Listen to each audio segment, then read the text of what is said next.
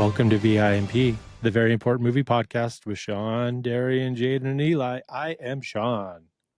I'm Darian. I'm Jaden. And I'm Eli. You guys, this is the first movie podcast in the entire world, and that is true, and that has always been true. And that's the new intro. Except Nice.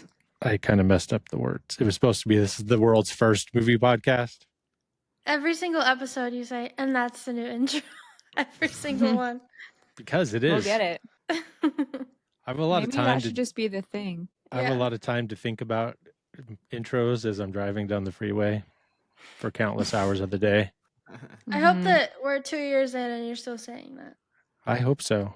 The beginning part's always the same. After we say our names can be different all the time. Right. And that'll be fun for me to think of new ones and get them mangled and not say the words good every single time, even when I write them down. I think the problem is writing them down because I can't read so good. I'm not Reading's a smart hard. man. I'm not a smart man. That reminds me that we ate at Bubba Gump the other day. I'm sorry. It's And random. yeah, because we always go to City Walk to the movies because we like that theater the most. Yeah. And, because we went to go see Breaking Dawn Part 2. I'm sorry.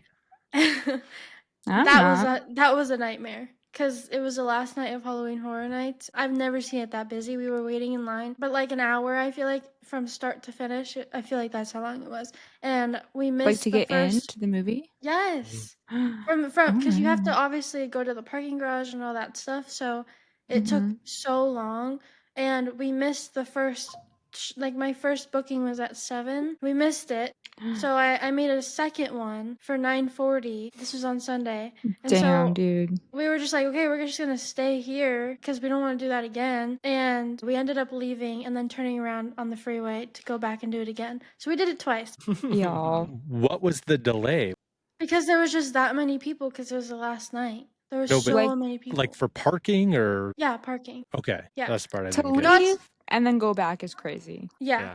I mean, we were only halfway in, though. Like, we got in through the gate. We were going up the little loop thing, and then we were about to start getting into the parking area. And mind you, it was a lot busier the second time that we were trying to go in versus the first time that we were trying to go in. So it Yeah. felt like we were let's just stay here. Let's just do it. Let's fucking see it through, you know? Yeah, for sure.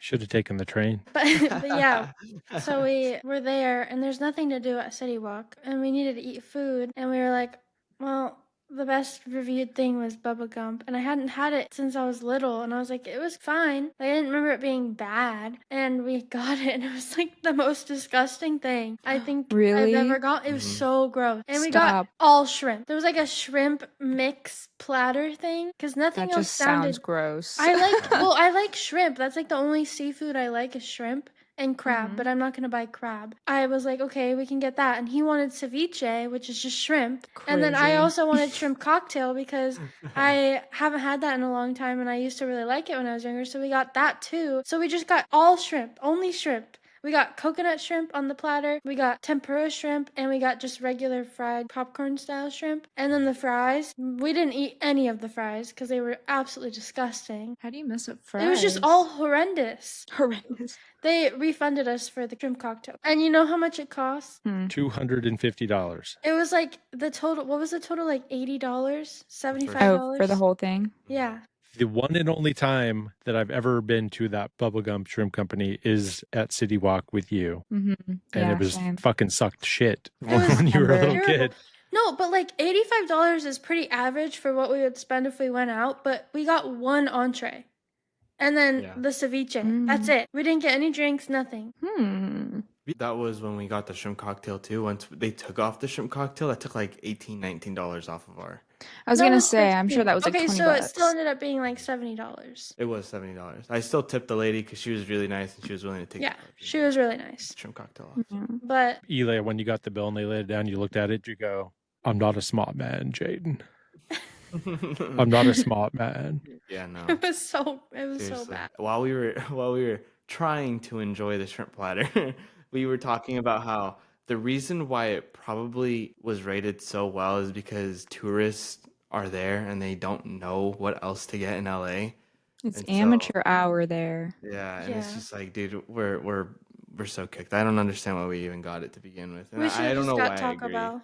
Yeah, for I real. mean, The Taco Bell had 2 stars, and I was like, okay, well, that's pretty average for, like, fast food, you know? But yeah, but you guys had time to kill too. Exactly. Isn't there a Like, You're gonna get Isn't there Taco a Bell, and then what are restaurant you in gonna the do? theater? Isn't it called like Mulligan's or what is the name of the place inside no, of the theater? MacGuffins, I'm pretty MacGuffins, sure yeah. that's just a Bar. bar. Mhm. But they don't. I Mm. thought they had food. They don't have like a hot dog. I mean, you could just get a hot dog from an AMC Yeah. hot dog would have been better. Probably Yeah, the I same could've. price actually, though. Yeah, Probably Yeah, it would've been the $40 for same. one hot dog. actually. I didn't really eat Insane. anything that night, and then I got popcorn, and that was it. The movie was great, and then we Well, also Anybody went back to the see? movies again and saw Begonia. I was gonna say, anybody see Begonia Begonia. yet? No, Yeah, not yet. we did. Yeah. We Did saw you it Was like it it? good? the night before last night, right? It was Or was good? it last night? It was the night It before last was. I gave it 3.5. 3.5. I liked it, but then I was like, it was very predictable. Mm. No, it wasn't. Yes, it Yes, was. it You was. didn't. I knew she was gonna be an alien from like. Whoa! ha- No spoilies. Oh yeah, I'm sorry. Whoa! I'm so sorry. I knew a lot of what happened was going to happen, But no, you don't though, because but I did though. that's the whole point. You just guessed right then, because Isn't it that could go like either the way. whole point of something being predictable? Easily guessable. It comes up like 5 different times where it could go one way or the other. It's leading you to go in one way, and then it reverses it, and makes you think it's the other way, then it makes you think the other way, and then it makes you think No the other way. spoilers. And then the cousin, that I'm was taking my headphones off. I'm not saying anything. I'm just saying the cousin was predictable, and yeah. Now for I know me. there's a cousin. Okay, well, you He's- Now already I knew. know There's there's a only He's cousin. the main 4 character. characters in the Yeah. whole movie. He's the main Mhm. character. And His he's the third. actions were predictable. Did you guys like Stav in it though? He's really good, I thought. All the characters were great, and like the acting was good, and I liked the way it looked. I liked the movie. Like I just wouldn't watch it again, and I thought it was kind of predictable. I was leaning more towards a 4, like a 3.8, but I can't do that. So I gave it a 4.5. yeah, Did you It was you know who good. Stav is, right? The cop yeah. from He's Come Town? in. Yeah, I've seen him before in like clips. I obviously haven't watched that. Well, I think I've watched a little bit that you forced me to watch, but I've seen him before. He was good for his first big movie. Whatever. Darren, you're so far behind on movies. How are you going to be a host of a movie podcast to be so far behind every time we Yeah, talk you're about always movies? saying I love spoilers. Have you even Stabby. seen One Battle After Another? Yes, we had a whole conversation about it. Oh. It was okay. What? I didn't What? love it. What? It was okay. I think we had this over text. I don't Yeah, think we talked did. About this. You're gonna piss off the multitudes. Sorry. I'm so sorry. I just This is thought it supposed to was be a okay. ding-free podcast. Everybody needs to silence their dings. Let me wait, let me rephrase. Someone pull up the Nicole Kidman You're gonna piss off the multitudes. spiel. The multitudes. The multitudes. How do you say that? Doesn't It's gonna feel win. right. It's gonna win Best Picture, Darren. You're gonna feel so stupid. Okay. I only like shitty movies. Don't you know that? Apparently. It was definitely better than Weapons, Yes. but it was also better than Sinners by I disagree. not like a crazy amount. Not like a crazy amount. I liked it more than Sinners. What did you like about it so much? It made me tear up. It made me laugh so hard. It made me nervous. It had a good ending. I couldn't even tell you the was ending. great. I don't remember. Like, to me, it was not good. I'm turning around. I'm in the middle of Illinois right now. I'm turning around and driving to North Carolina and giving you a spanking. Also, we saw it in Prime, You can't do that. and I feel like that made it even better. Oh yeah. Oh, okay. I don't know. So I don't know. I thought Leo was great, of course. He's always great. it was so funny. A few small beers. He was the best part. The part where Sensei was telling him, like, get off your phone. He wasn't even talking to him, but he was like, I'm just charging my phone. On my phone. I'm charging my phone. yeah, and he wasn't even talking Mhm. to him.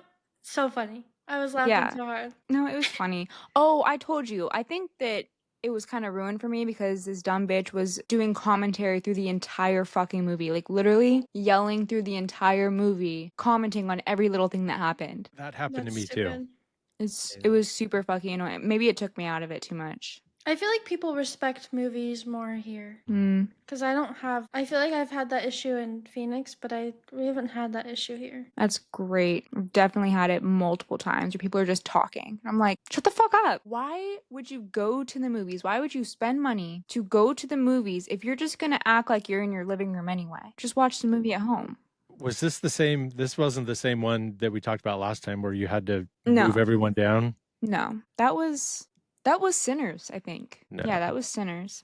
Pissed me off too. No, it must have been Weapons. No. No, this was like a couple episodes ago. Yeah, it was a couple episodes This ago. is the Coraline episode. Yeah, but it didn't just happen. It was just something that had happened like fairly recently. I mean, Sinners came out this year. Pretty sure it was for Sinners. Pull it up. Oh, and have we recorded since Halloween? No. We haven't, right? We saw Scream, and Matthew Lillard was there. I know, I saw that. Ooh la That was la. really cool. He's so fine. It was so cool. I just completed, Adeline and I did a semi-rewatch of all 6 of the movies. Yeah, there are a lot, huh? It's definitely one of my favorite franchises. Yeah. That's the They most have their ups and nostalgic to downs. me. Well, yeah. I really like the newest one, though. It was pretty good. Have you guys seen the newest one? No. It's pretty good. It's amazing that they continue to be good. Well, it got a little in In the middle. the middle there, yeah. 3 is really I feel like good. 4 was good. 4 is, no With wait, Emma 4 Roberts? is good. Yeah, 4 is really good, and 3 is the one that's kind of meh. Mm. 1 is like perfect. 2 Right. is less good. 3 is less good, but not bad. And then 4 is kind of not great. And then 5 is the reboot with what's her face, Wednesday Addams. Oh, Jenna Ortega. Yeah. And then the Mhm. new one is also with her. I mean, that one's only She's good. the 5th one's a couple years, like 4 years But ago, whatever. didn't they fire one of the girls, like her sister, because she was talking about Palestine? I don't know. I haven't heard that. I think that happened. the 2 main girls, because the 7th one's coming out in March, so maybe they fired her from the 7th one for that. But they were both the 2, Jen Ortega and her sister in the movie, are both in 5 and 6. So, but the sister's like the main one. Yeah. So So then it has to be someone else. unless they fired her and she's not in the 7th one for saying something about Palestine. Why would they fire her about that? It was like in the beginning. That's why I think it was someone in the most recent one, because this happened a while ago. This isn't like a recent thing, I don't think. I don't know. If only we had a producer who could look this information up and tell us. Oh, me.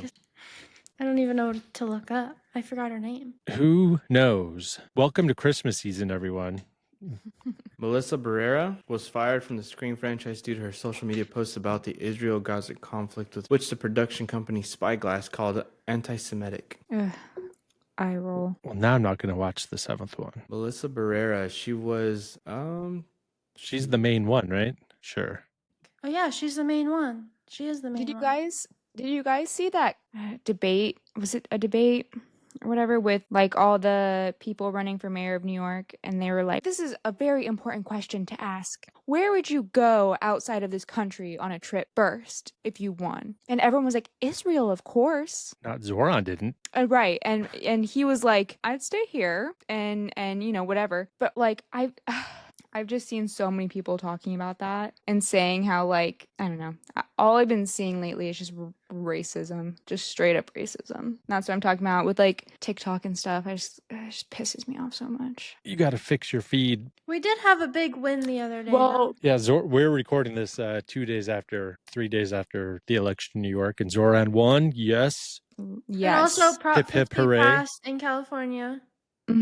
No, but like my feed is people talking about it. That's why I'm seeing it, not because I'm seeing people posting it and I'm like, it's like people will like screen record people saying that and then they'll talk about it. So I'm not on that side of TikTok, but I'm still seeing it, and it's just like I can't believe it's real that people think like that.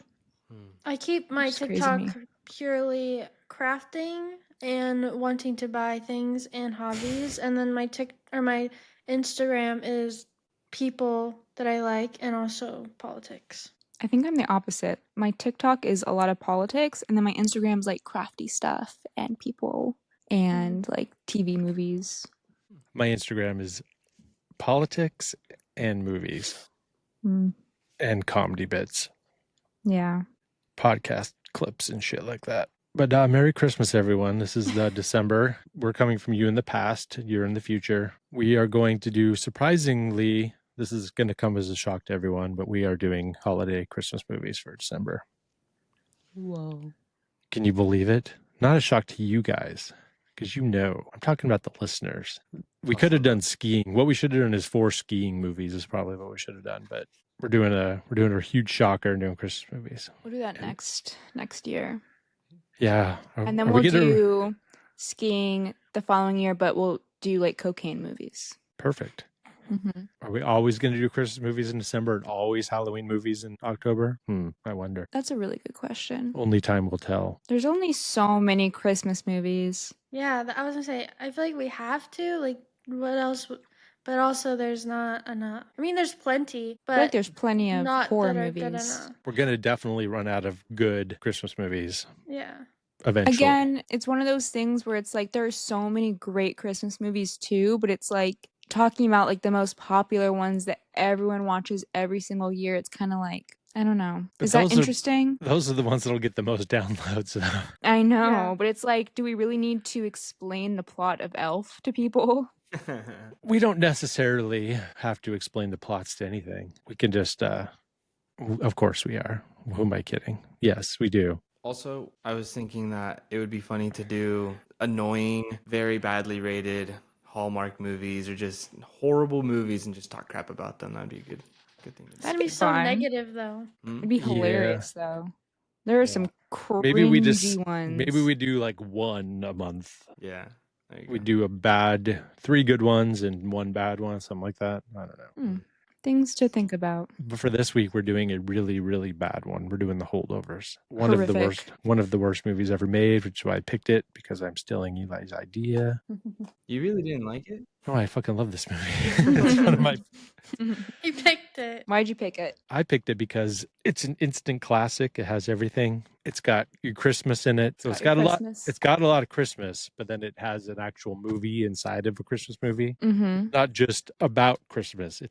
It's very much a Christmas movie, but it's not a Christmas movie only. More of a relationship movie and a coming of age movie but it has a shit ton of Christmas in it, and there's a lot of Christmassy stuff in it, but it's not It doesn't give Christmas a Christmas movie. cozy vibe.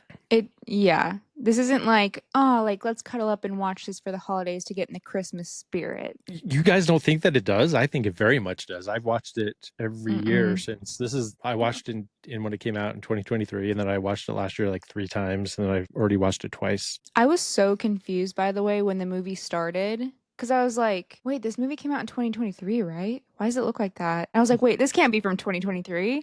And I was like, it is. I liked it. It was cool. Very retro-y. They had to remake I was reading that so in the US it was distributed by Focus Features, but in other countries it was distributed by Universal, which owns Focus Features, but they just didn't distribute it. So outside of the US they just used old Universal intro title cards from the 70s. But since Focus Features didn't exist, they had to recreate that from whole cloth and come up with a whole new retro logo from scratch. Yeah, it was cool. I liked it. I liked it a lot. I liked it a lot. Well, I guess we should get into it. Yeah. It is a Focus Features movie. We get a fake-ass MPAA card, the blue vintage, which I thought was really fun. I liked it a lot. I like that. And then they made an old Miramax title card, too, because disgusting, evil Miramax. Weinsteins. What? Oh. Yeah, that's the Weinstein Brothers company they started. If you guys don't know, it's the name of their parents mushed together. Portmanteau, Mira, and Max. That's their parents' name. I did not know that. Yeah, but they sold it a long time ago. And then they started the Weinstein Company, and then they sold that, and now they're just in jail. Yeah. Or one of them is. Starts off with choir practice. So you're right immediately into Christmas because they're practicing Little Town of Bethlehem.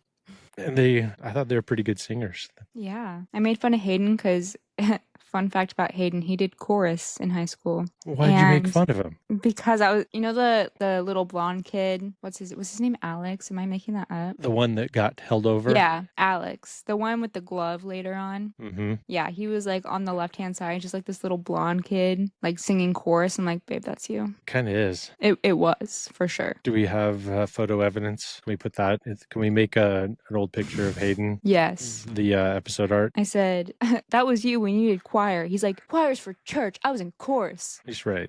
You got me. Except that this school, you're in both at the same time. Mm-hmm. The montage of the whole town, it looked so good. Mm-hmm. I would like to live there. If I was Paul Hunnam, I can see why you would just stay there for your whole life, being a stinky old man. Mm-hmm. I liked the song that was playing during this part. I actually liked all of the music in this movie a lot. Have you ever, the name of that song over the intro is called Silver Joy by Damien Jurado. So that song is recently or relatively new. It's not from the 70s. It's like a indie guy from like the 2000s. I liked it. I think I've seen him live. Don't remember though. I saw a lot of people live. Then we get a little montage of Paul Hunnam's shitty ass apartment, and it's so good how they just set up exactly everything about him just by showing the shit in his apartment in like 20 seconds. Yeah. The preparation H tube, all the shit, everything's dirty and lived in. And then they just show him sitting there like grading papers, and you just get the idea of like, this guy is a sad sack piece of shit so fast. It's so well done. Yeah, for real. You can see like even on the sink. I don't know if you guys saw like on the sink, there's like toothpaste all over the place. There's like that like scum that builds up after you use the sink and you just don't fucking clean it. And then there's like, if you look at the back of the spout, there's like beard hairs and like mustache hairs and shit all behind there. I thought that was an amazing way to like set up, like you said, the character, because it's just like like people just do that on a daily basis. And that's just something that I feel like in movies try to perfect things so much that they won't add those things, but it's just so good. And like you just all those little details. I love when they do that. Seems like that's what makes me want to work on movies. I watched the special features on the Blu-ray. This isn't skipping ahead, but they had a little bit about the set designer guy, and he put all the period specific stuff into his desk just on the off chance that Paul Giamatti opened up the desk and he didn't want to be taken out of the scene by seeing not the right shit in there. Nice. He never even opened it. It never even happened, but he set up the whole thing with all the period specific pens and paper and paperwork and notebooks and shit. He was ready. He was ready for it. So cool. You should definitely get into that. Jaden, go to the AFI. I can't just go. Go. Do something that gets you in. Don't walk, run. You can be there in 10 minutes if you just ran up the hill. It's so pretty too. We pass it all the time, and every time I'm like, I want to go there. Every time that I see Paul Giamatti, I just think of Big Fat Liar. I Me know too. he's been in so many things. He's so talented, but that's all I see. Yeah. Also, the movie about NWA. Yeah. Where he's the yeah. manager. Yeah, I He's think the that too. Yeah, he's been in a lot of stuff. But can we talk about his eye for a second? Because I Yeah. was very confused. In the beginning, like by the end, I was like, okay, this is obviously not his actual eye. But I was like, did something happen to his eye? Because you couldn't really tell at first. And I've seen him in other things. Obviously, I didn't notice that. I was like, is that his actual eye? And it also kept changing. So I was like, what is going on? Because if you look at it, it changes every time. It's not always on one side. No, well, I think No, it literally is. changes every time. What do you mean? I think that might have been the films flipped Something like that. Because that's because he why I had to was wear a confused. fucked up. He had to wear a contact. Oh. He had like something to give him like a lazy eye or whatever, like a cross. I don't know what you would call it, and I was Yeah, like, like a lazy okay, eye. but it changed constantly. I didn't notice that. Yeah, it would, and I was confused the whole time. I'm like, is this like a joke? Are they doing this on purpose? Why does it keep changing? I noticed the same thing. I'm like, I thought it was the right eye, but then it was sometimes the left eye. I think they just flipped reversed the film stock. Yeah. I mean, they shot this on digital, so just flip it in Final Cut or whatever. But they may have done that just accidentally, or maybe they were doing it to fuck with people. No, but it happens so constantly that I feel like, because I thought so too. I was like, did they just flip it or something? But it happened so much that I'm like, there's no way they just missed this. Maybe it was something to do with like, 'Cause what he said in the end. Yeah, but that's why that Remember? part confused me, because I was like, this has to be some sort of joke, because I cannot stop thinking about this. I can't be the only one. I didn't notice it at all, That's honestly. so crazy, because that's the only, like, it was so distracting to me. I don't know. I didn't notice From the it. very beginning. I kept saying it to Eli. I was like, look, what is happening with his eye? Why does it keep changing? But I can't imagine having to wear a fucking contact in my eye the whole time, Mm. making my eye look It's wonky. Yeah. I thought that he just had a lazy eye and they just No. used it. They were like, that's good. Write that down. So Yeah. I did not a bunch, but I did a fair amount of little research and listened to some interviews with him about this. And did you guys know that he went to a school in that area? Like he went to a prep school, and his No. dad was the president of Yale for a few years. What? Damn. And he went to Yale, and then his dad retired from Yale, and I think he went to work for Major League Baseball maybe like the commissioner or something. Not the His first. dad was a big deal, but then his dad died when he was like 50 years old, when the dad was 50 years old or 50 something. Oh, And that's what dang. inspired him to. He was already kind of in acting, but he was going to Yale to be like something, not an actor. And his dad died, and he's like, "Fuck it, I'm gonna go. I'm moving to Seattle to become an actor." Glad he did. Yeah, he moved there and was doing theater like in the early 90s, and he got an agent, and then he was in Singles, which we should definitely do that movie one of these days. We should do Music March. Yeah, so that's why they kind of wrote this part for him, because he knew that he grew up in that same exact environment, which I like that. It's nice. It's Yeah. nice like that he did that. that for him. Have you guys seen it, just while we're on the topic, before we get so far into the movie, have you guys seen any other Alexander Payne movies at all ever? Let's see. Like Election or Downsizing, Nebraska, or Sideways? Okay. Did I see Downsizing? I remember Downsizing looked really bad. It's I kind don't of know if I like ever saw it. it's kind of like the one that everybody hates, but people are reevaluating it now. But that kind of tanked his career. This is the first movie he made after Downsizing, because that one bombed so bad and it was so expensive. It was like a real big high budget one that he made, when normally he makes very, very low budget shit, like indie movies. And then Descendants was a pretty big, modest hit, got some Oscar stuff, and so they gave him a bigger budget to make Downsizing that he'd been wanting to make for like 20 years, and then it just completely fucking bombed. It's such a weird movie. It's so weird. Downsize? Oh, Yeah. I have seen Downsizing. Yeah, it looks stupid. No, it's good. I like it, but it's weird. Like the whole premise of it is just such a weird thing to do. I don't think Oh, I did finish it, actually. So you remember the premise is that a bunch of people choose to get shrunk, Right. so they don't take take up as many resources. So basically, they're going to shrink the whole world down to being tiny. So there's less food and water that needs to go around. It's a cool idea, honestly. Yeah, but extremely dangerous. Yeah, well, of course, you Like, can't I'm trust not shrinking saying technology. I'm not saying the process of shrinking yourself. I'm saying if we're all tiny, someone And can then there's just like snatch us up any moment. 10 big guys left. You just got 10 Hitlers going around God. smashing everybody. Yeah. I can't believe you all fell for it. But you should An definitely interesting idea. watch. I would say that you guys should put Election to the top of your list, because Just looking at the poster, it's giving good vibes. it is one of the best movies. And you would love Reese Witherspoon in it. She is a crazy, crazy bitch in this movie. I've She's heard so that good. Reese Witherspoon is a huge bitch in real life, actually. She's a real Tracy Flick, which is her character name, Yeah, which you don't know. But Chick flick. you guys would love Election. Okay. The other ones, I don't know. I'll see how you feel about this movie when we get to the end. What other ones I would recommend, but I know right off the bat you would love Election. So what happens Lazy, next? rancid, vulgar Philistines. He's so funny in this movie. Just the complete disdain for all humanity that he just doesn't hide. He's just I was thinking throughout this movie, do you like this movie so much because you relate to this man? Dude. yes, 100%.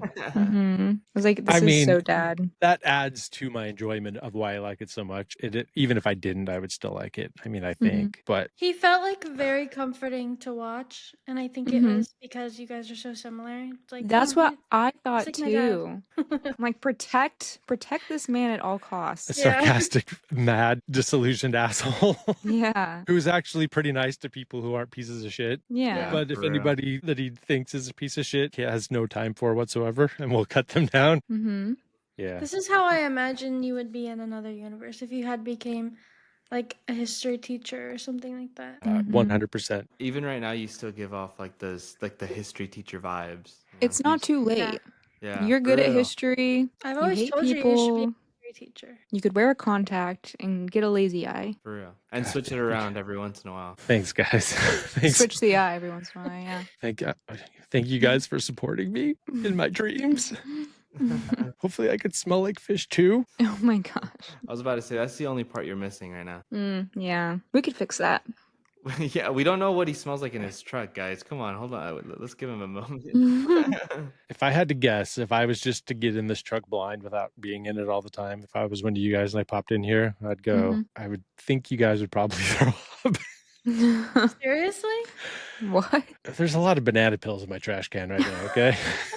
No, Just gnats everywhere. he's lying. no He's lying. gnats. I've helped him empty out his truck once, and it actually smells pretty nice. It doesn't smell I terrible. feel like it would be much better than the average. For yeah, real. no, it's very clean, but I need to throw the trash out in the morning because there's a strong scent of banana pills in here right now. I mean, And could be also worse. get rid of the pee bottles because I did see that last time I was in That's there.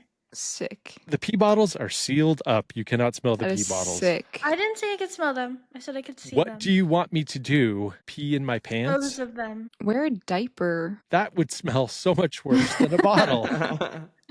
I go to an assisted living home to visit my parents and I smell the diapers. And it is not Ew, definitely gross. not better than my truck. Gross. You guys will wreck. get to experience that in a couple months. Oh yeah. Yeah. I was like, you're not that old. I was For like, real. what? Am I gonna be in your truck with your pee bottles? What are you talking about? When you go to visit your grandparents for Christmas. Yeah, I got that. I got that. Yeah. I'm looking forward. We get a little visit, a little knock on the door from Lydia Crane. And she is just tore up, looking with her lipstick all over her teeth. Looking like Chapel Roan. Does she? Is that a thing? I don't know anything about Chapel Roan's lipstick situation. In one of her iconic first looks, when she was, I think it was when she did the Tiny Desk, she had lipstick all over her teeth, and I was like, she's got lipstick on her teeth, and it was on purpose. It was on purpose. Yeah. She's just trying to look. She probably just had probably just seen this movie. Maybe. She's like, I want to give off Lydia Crane vibes. And who wouldn't? Did she have a plate of Christmas cookies with her? No. For the staff. Not all the staff, but not all the staff. Wink, wink. Wink, wink.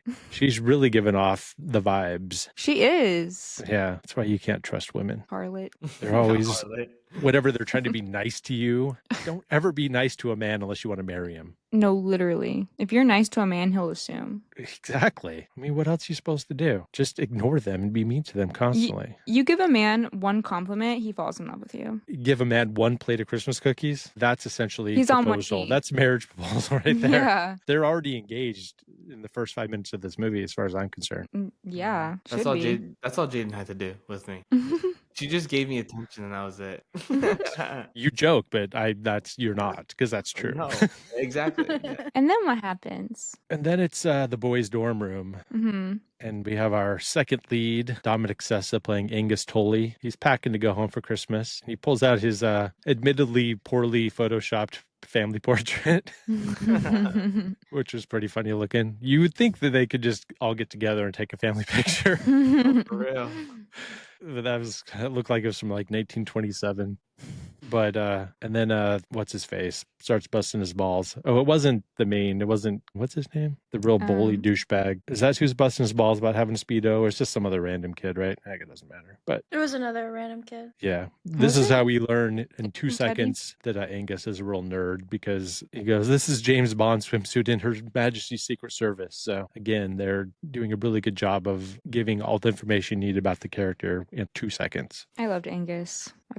Dominic did so good. Did you guys look into him at all? No. Just to So find this is picture. this is his first movie ever, and he was a student at one of the schools they shot at, and still had a dorm room. He was still going to school in one of them, and they discovered him at the school. Wow. That's crazy. No Yeah. way. I feel like that happens like fairly often. Like these people that have never acted before just come out and absolutely kill it. I know. He was in the drama program at the school. and Okay. they auditioned like, I think 700 or 800 kids throughout the whole country, like an open casting call. And they didn't find anybody they liked. So I forget the exact details, but basically they asked all the different drama programs at the schools they were shooting at, because this is filmed at like 3 or 4 different boarding schools. They're like, "Hey, do you guys have anybody in your acting programs here that would be good?" And they sent him over and he nailed it. Yeah, he did great. That's awesome. He went there to boarding school to play hockey, and he got a concussion, and so he quit playing hockey, and in order to get his memory back and like try to recover from the concussion, he decided to start acting, and so he could learn lines for like memory training. That's crazy.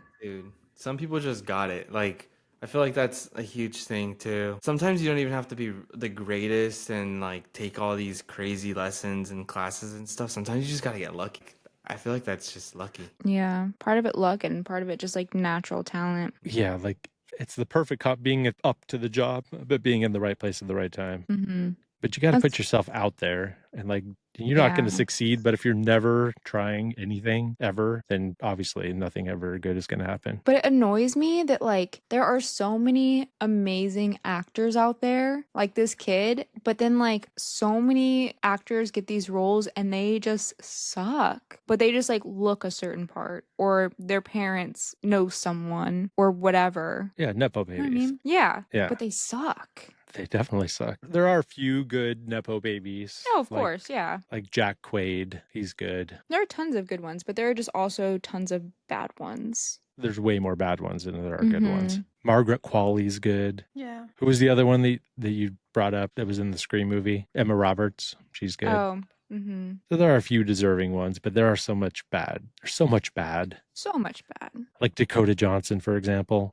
Like she can be okay sometimes in some She's things. so funny though. She could totally Yeah, be doing something but she's else. not good at acting. She's No. average. She She's wouldn't- not like not good, but she's funny. Yeah, she I- would never have made it on her own without her parents being super famous. yeah. I think yeah, they yeah. should really stop putting her in such serious movies because Yeah. she could be in a comedy and be great. Have you guys seen Splitsville yet? Mm-mm.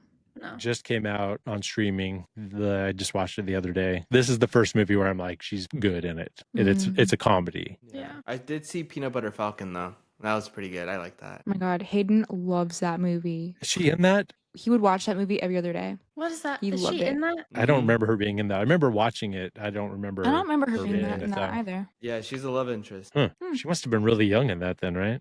She like a teenager or something? Yeah, Shia she- LaBeouf. it was good though. I don't know why I liked the movie. It was really good too. It was good. It was a good movie. You like that movie for the same reason I like the Holdovers, because you relate. Wait, who do I relate to? Hold on. I don't know. I don't know. Damn I don't right know who you here. relate to. I don't know what I'm talking about. Oh, whatever. It's Dakota Johnson, Shia LaBeouf. I don't know. Maybe it's somebody else. LaBeouf. Maybe it's somebody else. Oh my god. Yeah, but it was good. I feel like that's the only movie that I've ever really seen that has Dakota Johnson in it. You haven't watched 50 Shades of Grey Yeah. Not or all the way Madame through. Web, You have watched 50 Shades of Grey? Not all the I way don't- through. I don't Yeah, think we I watched. have. The Materialist. I didn't watch that. We watched 50 Shades of Grey in like 2019. We watched all of them, and How many are she there? wasn't very good in it. 3. Oh. I think there's 3. I've never watched them because I have absolutely no desire to see fan fiction of fan fiction. What's the whole thing that like okay, there's a connection between 50 Shades of Grey and Twilight Yeah. Didn't we and talk about Harry this? Potter. We talked about this, right? Yeah, What's because the connection? Twilight is fan fiction of Harry Potter, and 50 Shades of Grey is fan fiction based off of Twilight. Okay. Thank you for clearing that up. Yeah. Mm-hmm. Yeah, Written at a 5th grade level. it's crazy. No, like they literally ran it through the program that they used for testing kids' reading levels, and it came back at like a 4th or 5th grade reading level. 50 Shades of Grey or Twilight? Yes, 50 Shades of Grey. I feel like that's most books that are popular now. That's the one that kicked it all off. This whole nightmare that we're living in with shitty fucking romance bullshit was all because of the success of 50 Shades of Grey being juvenile bullshit. Have you But seen you know what's the new? What? They're making another movie of Colleen Hoover book. Oh yeah. Oh my God, It they are looks so pumping bad. those out. Pumping them Seriously. out. And it looks so bad. Which it's reminders of him, right? it's because Yeah. they When- cost That's my $6 to favorite make. one too. That's my favorite. Okay. It has the guy from Him in it. Colleen Hoover is a good pool read. Okay. You can read one of her books in like a day by the pool, and it's fine. I'm just saying they're very inexpensive to make these movies because they don't need expensive anything. It's just people doing shit. And they have a huge built-in audience from the people who read the book. So they can make, Yeah. they just Yeah. bust them out because they're going to make a profit. Yeah. They're She's also had. making The Housemaid. Oh, I haven't read that yet, but it's on my list. Is it good? The book is fine. Oh, I mean, it's okay. really popular. Everyone loves it. I thought it was, I mean, it's like okay. Mediocre. I Yeah, feel it's that way about mediocre. every book that everyone loves. Exactly, same. The only one I'm that like- I've really loved is Manacled. I was I'm gonna like- say. I'm like, do I just not like reading? Like, I don't get it. Which is a fan fiction. I know. We know. Darian and I had a secret private conversation a couple weeks ago about reading. Mhm. Wow. Top that's secret. crazy. And I told her Left to me read out. Gone Girl. And I was wondering if you'd started that. I have not started it yet, but I'm about to finish the book I'm currently reading any day now, so I'll start it next. I think I have that book. You The should fact read that it. you had a reading conversation without me, canceled. Word. Sorry. Crazy. Also, The Housemaid. I did want to watch the movie, but it has Sydney Sweeney in it, so I'm not gonna watch Yeah. it. You're Boo, not. Sydney Sweeney. Can't believe We're she's not here for going Sydney. out with Scooter Braun. She's also in that Mm. other movie about that Boxer. She's in a lot of rest movies, yeah. boxer. It's a Like, new. Dude, It's she a look new movie. yoked. Yeah, I'm But not you better watching- be careful. She could beat your ass. She's so annoying, dude. Yeah. She would have me face. running away by her talk. Like, I'm not watching the new season of Euphoria. I can't. I'm sorry. But I have to. I know, I probably will. No, but did you know that the dad, can't remember his name because Mm, the show's hasn't been out in years. The dad, the gay one, mm-hmm. No he spoilers. has ALS. He's also in What? Grey's Anatomy, which is what I know him from more. Dr. Yes, Dreamy. yeah, he's like not functioning anymore. No. So sad. Yeah, How's he gonna be a huge fucking asshole in the show? he's not. We should all dump buckets of water on our head. He was and literally the support only her. storyline I cared about anymore. Him and what's his name that died? Oh yeah, I don't even know why they're making another season. I just be like, okay, I'm sorry, We're done. we're done.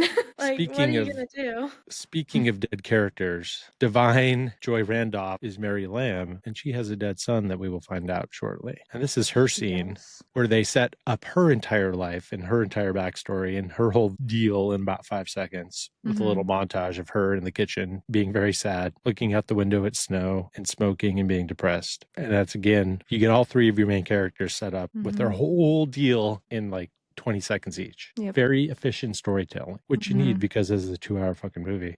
Yeah, this was kind of a long movie. It was like 2 hours and 20 minutes. And we're about 3 minutes into it so far, so that's good. I know. And it's 9:30, so It's only 8:30 here. well, Yeah. And 6:30 here. fair. Okay. It's actually 6:18. No, it's not. What? Here it is. No, it's 6:29 there. It's 6:29, babe. Whoa, my computer's wrong. It's tweaking. That's not good. Why is my Why are you computer always wrong? 10 minutes late? I'm not kidding. It says 6:18. Not to 6:19. 8:30 or is 6:30 weird. where you How are. does that even happen? PCs, get a Mac. Yeah, Mm. all three of us are on Macs except for you. You're the only one with the PC right now, and your shit's fucked. Oh, is it like PC Darren, was it lagging earlier? stands for piece of crap. That's stupid. I don't know why I laughed at that. It's so dumb. Piece of crap. Piece of crap. Okay.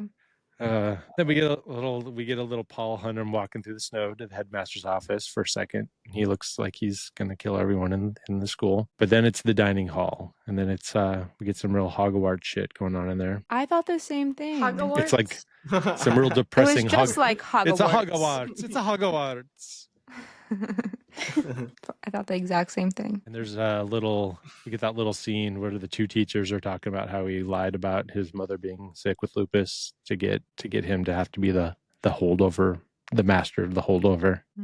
And there is a deleted scene in the movie at the end with those two guys that buttons everything up, but they deleted it obviously because it's a deleted scene. Right. But then it is him in the headmaster's office learning that he is going to be the holdover. And we get a little scene about how this guy's an asshole. And then we see the cognac. We get Chekhov's bottle of Remy Martin cognac that will come back later. And he gets a little bonus and he gets the book of all the shit he has to do while he's there. And then we're into class, except that he is late because he's having that meeting. And there's that little joke about where is he? And he's like, he's probably jerking off in the Cobb salad. And that kid is like, what do you mean? You went right was to the the Cobb funniest salad. part. Do you know something? Because I eat that Cobb salad. Yeah. Do you know something? Do you know something? I would be concerned too. I love Cobb salad.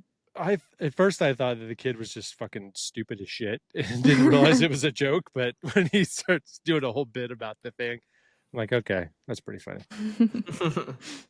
And then he passes out all the grades and everybody gets a bad grade except for Angus. He gets a B+, which is the highest grade in class. So again, it's a one little thing where you're like, he's actually smart. Yeah. It's a real show, don't tell. Yeah. And then we get some of the funniest shit in the whole movie where he's like, sir, I don't understand. He's like, that's clearly apparent. And I can't fail this class. Don't sell yourself short. I truly believe you can. Yeah, sassy as hell. And is this, are you kind of getting the vibe of it at this point of the movie?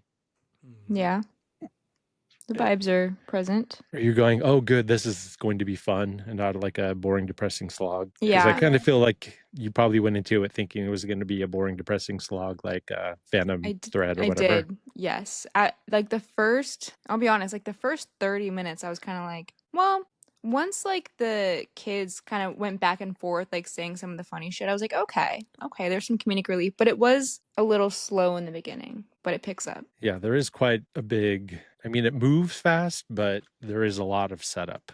There's a lot of Right. preface. Exactly. For sure. But I feel like they do at least, give you the like funny lines and like all that kind of shit with everybody, Yeah. with him being a dick to everyone Yeah. to kind of ease you into it. And there's the whole thing about Angus tries to sweet talk him he tries to negotiate his way into them getting out of class and or there's the whole makeup exam thing. And then Angus totally fucks it for everyone but he lets him go. Yeah. But they cancel the makeup exam. And then it's chapel time and just fucking kill me going to church at school. Did it give you flashbacks? Oh, wait, no. You didn't go to... No, but I did have to go to seminary for 3 years. So, yes, I did have to go to church while I was at school. I had to walk to a whole separate building to go to church at school I feel like that's worse. for like an entire hour and like learn shit and take tests and get grades. So this is a religious school, right? Everyone that goes there goes to church and it's part of the program, right? Yeah, I don't know if they necessarily have to. I don't know how those work exactly, but I don't know if it's specifically religious classes. They just have to go to church. Like anytime you see a boarding schools like movie, they're always having to go to church. Like in Rushmore, they do that. Didn't we just watch one? What is the movie? We just watched a boarding school movie. Like, what was it? The girls one. The girls one, Yeah, yes. yeah, the Mona Lisa. Yeah, Mona Lisa. Okay. But they were required to go to church too, right? They went to like a chapel thing in that movie, right? I think they did. I think because Paul says later that he's not religious, but like he's gone to that school and he's taught at that school for a long time. Yeah, I think it's just a bunch of rich Protestants that founded it, so they just part of it. But they're all, well, not all, but there's not just, they're like different religions, right? Yeah, they are. Because the one kid said he was Mormon, right? Yeah. Oh, I got some shit to say about that when we get there. Some Special inaccuracies. Yes. Okay. We got a whole dissertation. So yeah, Mormons I mean, I don't think wear gloves. it's a private school, so they can just have religion in it. Like a lot of people go to Catholic school, like back east, even if they're not necessarily Catholic, just because it's a better education, it helps you get into colleges. It's like a pipeline into Ivy League schools to go to private school. So okay, yeah. That makes sense because they were talking about that in the movie too. How a lot of them go to private school or just Ivy like Leagues. you go to prep school to get into better colleges so you can get better jobs, especially back then where it meant more post-war shit. No yawning.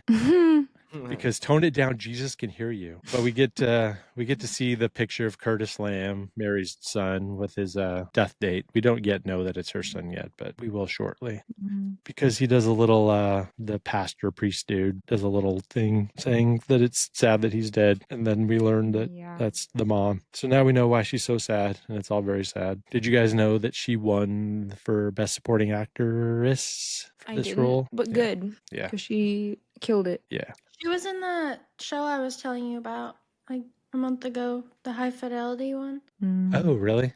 Yeah, she's in that. I think she's primarily a comedic actor. Yeah, this was her first dramatic role. Like she was a comedian in sitcoms and stuff. I didn't realize she was in that one. So that's cool. Need to watch that. Lady? Mm-hmm. Oh, okay. Yes. She was pretty yeah, she was great in this. Very, very good and well-deserved Oscar win. Yes. Everyone is getting picked up outside the chapel, and Angus is looking around for his parents, but they're not there. And then he gets word that there's a phone call for him in the office. Uh-oh. And it's his cunt mother. Yeah. Saying that she's going to go off to St. Kitts without him.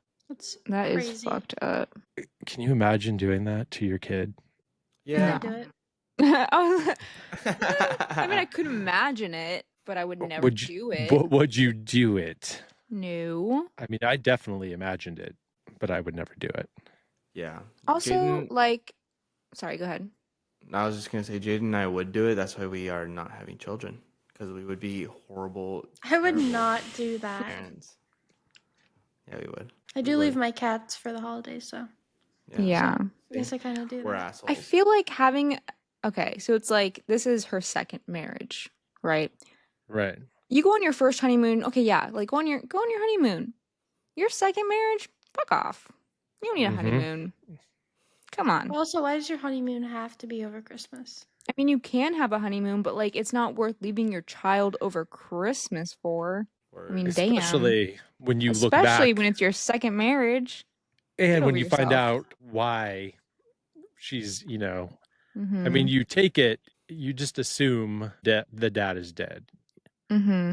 So you're already thinking like, this bitch, she's leaving her kid with whose dad just died or whatever, with a dead dad, and you're leaving him here behind to go to St. Kitts for a honeymoon. I mean, I get that he's a pain in the ass, but still.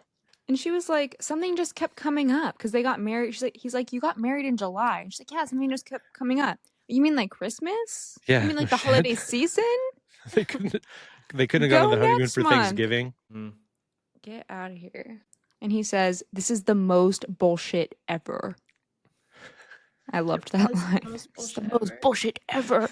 It sounded very Napoleon Dynamite. Yeah, for real. Gosh, Mom. Eat the food, Tina. Come here, Tina, you fat lard. Come get some dinner. I love Napoleon Dynamite so much. Me too. It's so good. And Hayden hates it. It's so funny. That's grounds for divorce. I know. That would be pretty funny to put that on the paperwork, the divorce paperwork. Doesn't like Napoleon Dynamite. Doesn't like Napoleon Dynamite, and the judge would be like, all right, I get it. Full spousal support awarded to you. Forever. Fix yourself, son. Fix your heart. Jaden, do you like that movie? I've only seen like a quarter of it, and I fell asleep. Mm. And it was when someone was playing it in March when we were at that Airbnb. Yeah. And I all watched sick. it. That might be in our future. Jaden, it's your heritage. Stupid. That is your Okay. people. How? It's Mormons from Southeast Idaho. That's where you came from. This is a movie of your people. I don't claim that. The negative energy. I would. That's so cool. You know, when like Jewish people watch movies about the Holocaust, this is the same thing for you. Literally exact same thing. Fine, I respect it, but I don't claim it. How? You don't have to claim it, but you should at least have seen the whole thing. Hunnam, Mr. PH is given the Holdovers, the titular Holdovers, a little pep talk about how this entire vacation is going to suck shit. They have to do homework and calisthenics and basically just continue on with school while everybody else is on vacation. Yeah, that's fucked up. He Which is knows pretty that's fucked up. He does. And then Angus comes strolling in, and he is just fucking delighted that that he's now trapped there with him. Like the look on his face. What happened to St. Kitts? Something came up. He's such a little asshole. And then we get a little title that says Day 1, December 17th. And they learn they all have to move. Wouldn't that suck to have to pack up all your shit and move out of your room and go into a shittier room, even insult to injury? Yeah, worst Christmas ever. Most bullshit ever. Really is. God, this would suck so bad. Just thinking about that shit. They're heading off to the infirmary, and they stop to smoke, and then Teddy busts out of Jay. And there's a little in the making of documentary. There's this whole scene or a little chunk in there where they had to teach him how to smoke a joint because he'd never smoked anything ever. Mm-hmm. So they asked him, do you know how to use a lighter? He's like, yeah, I know how to use a lighter. So he just put it in his mouth and then just lit it on fire, but didn't inhale. And they're like, you have to suck that in to get it to stay lit and for smoke to come out of it. He's like, oh, really? What? So they had to have like a whole joint smoking lesson. So he had to practice smoking. That's precious. That's awesome. This is where we learn about all of the holdovers. We got Jason Smith, a hippie quarterback who doesn't get to go skiing with his rich ass dad because he just won't cut his hair because of civil disobedience, man. And we get Yi Jun Park's family's in Korea, and he has to stay behind because he's just not old enough to fly home to Korea on his own, which I kind of agree with in 1970. He was sweet. And Teddy's being super racist about the whole thing. Mm-hmm.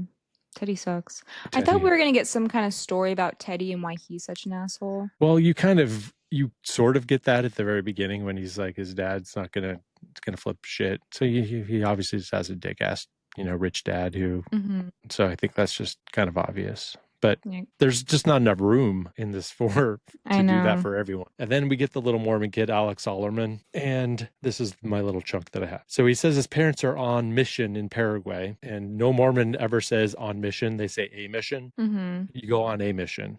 Right. And there's no way in hell has it ever happened once where the parents of a kid in high school goes on a mission. It's either kids who are 19 or 20, boys are 19, girls are 20. They go for 2 years. And then it's old, rich, retired people who don't have any kids who go on a mission, and they're basically of the kids. So when an old couple gets called on a mission, they go to wherever, like Paraguay, and they're basically like the dorm room parents of all the kids in their little district. So you would help them out finding places you're like their boss while you're there. Yeah. They don't send the fucking parents of like 14-year-old kids. This just doesn't happen. Just Yeah, not I a thought thing that that was happens. weird. Yeah. I Interesting. was like, maybe it was different in the 70s. I don't know. Nope. It's just not a thing. Never has been and never will be. Well, I don't know. Could be, but Interesting. They didn't want to research that. yeah, they should have done a little more research on that, but that's not how it works. They didn't know any Mormons. Or what if it just adds to the aspect that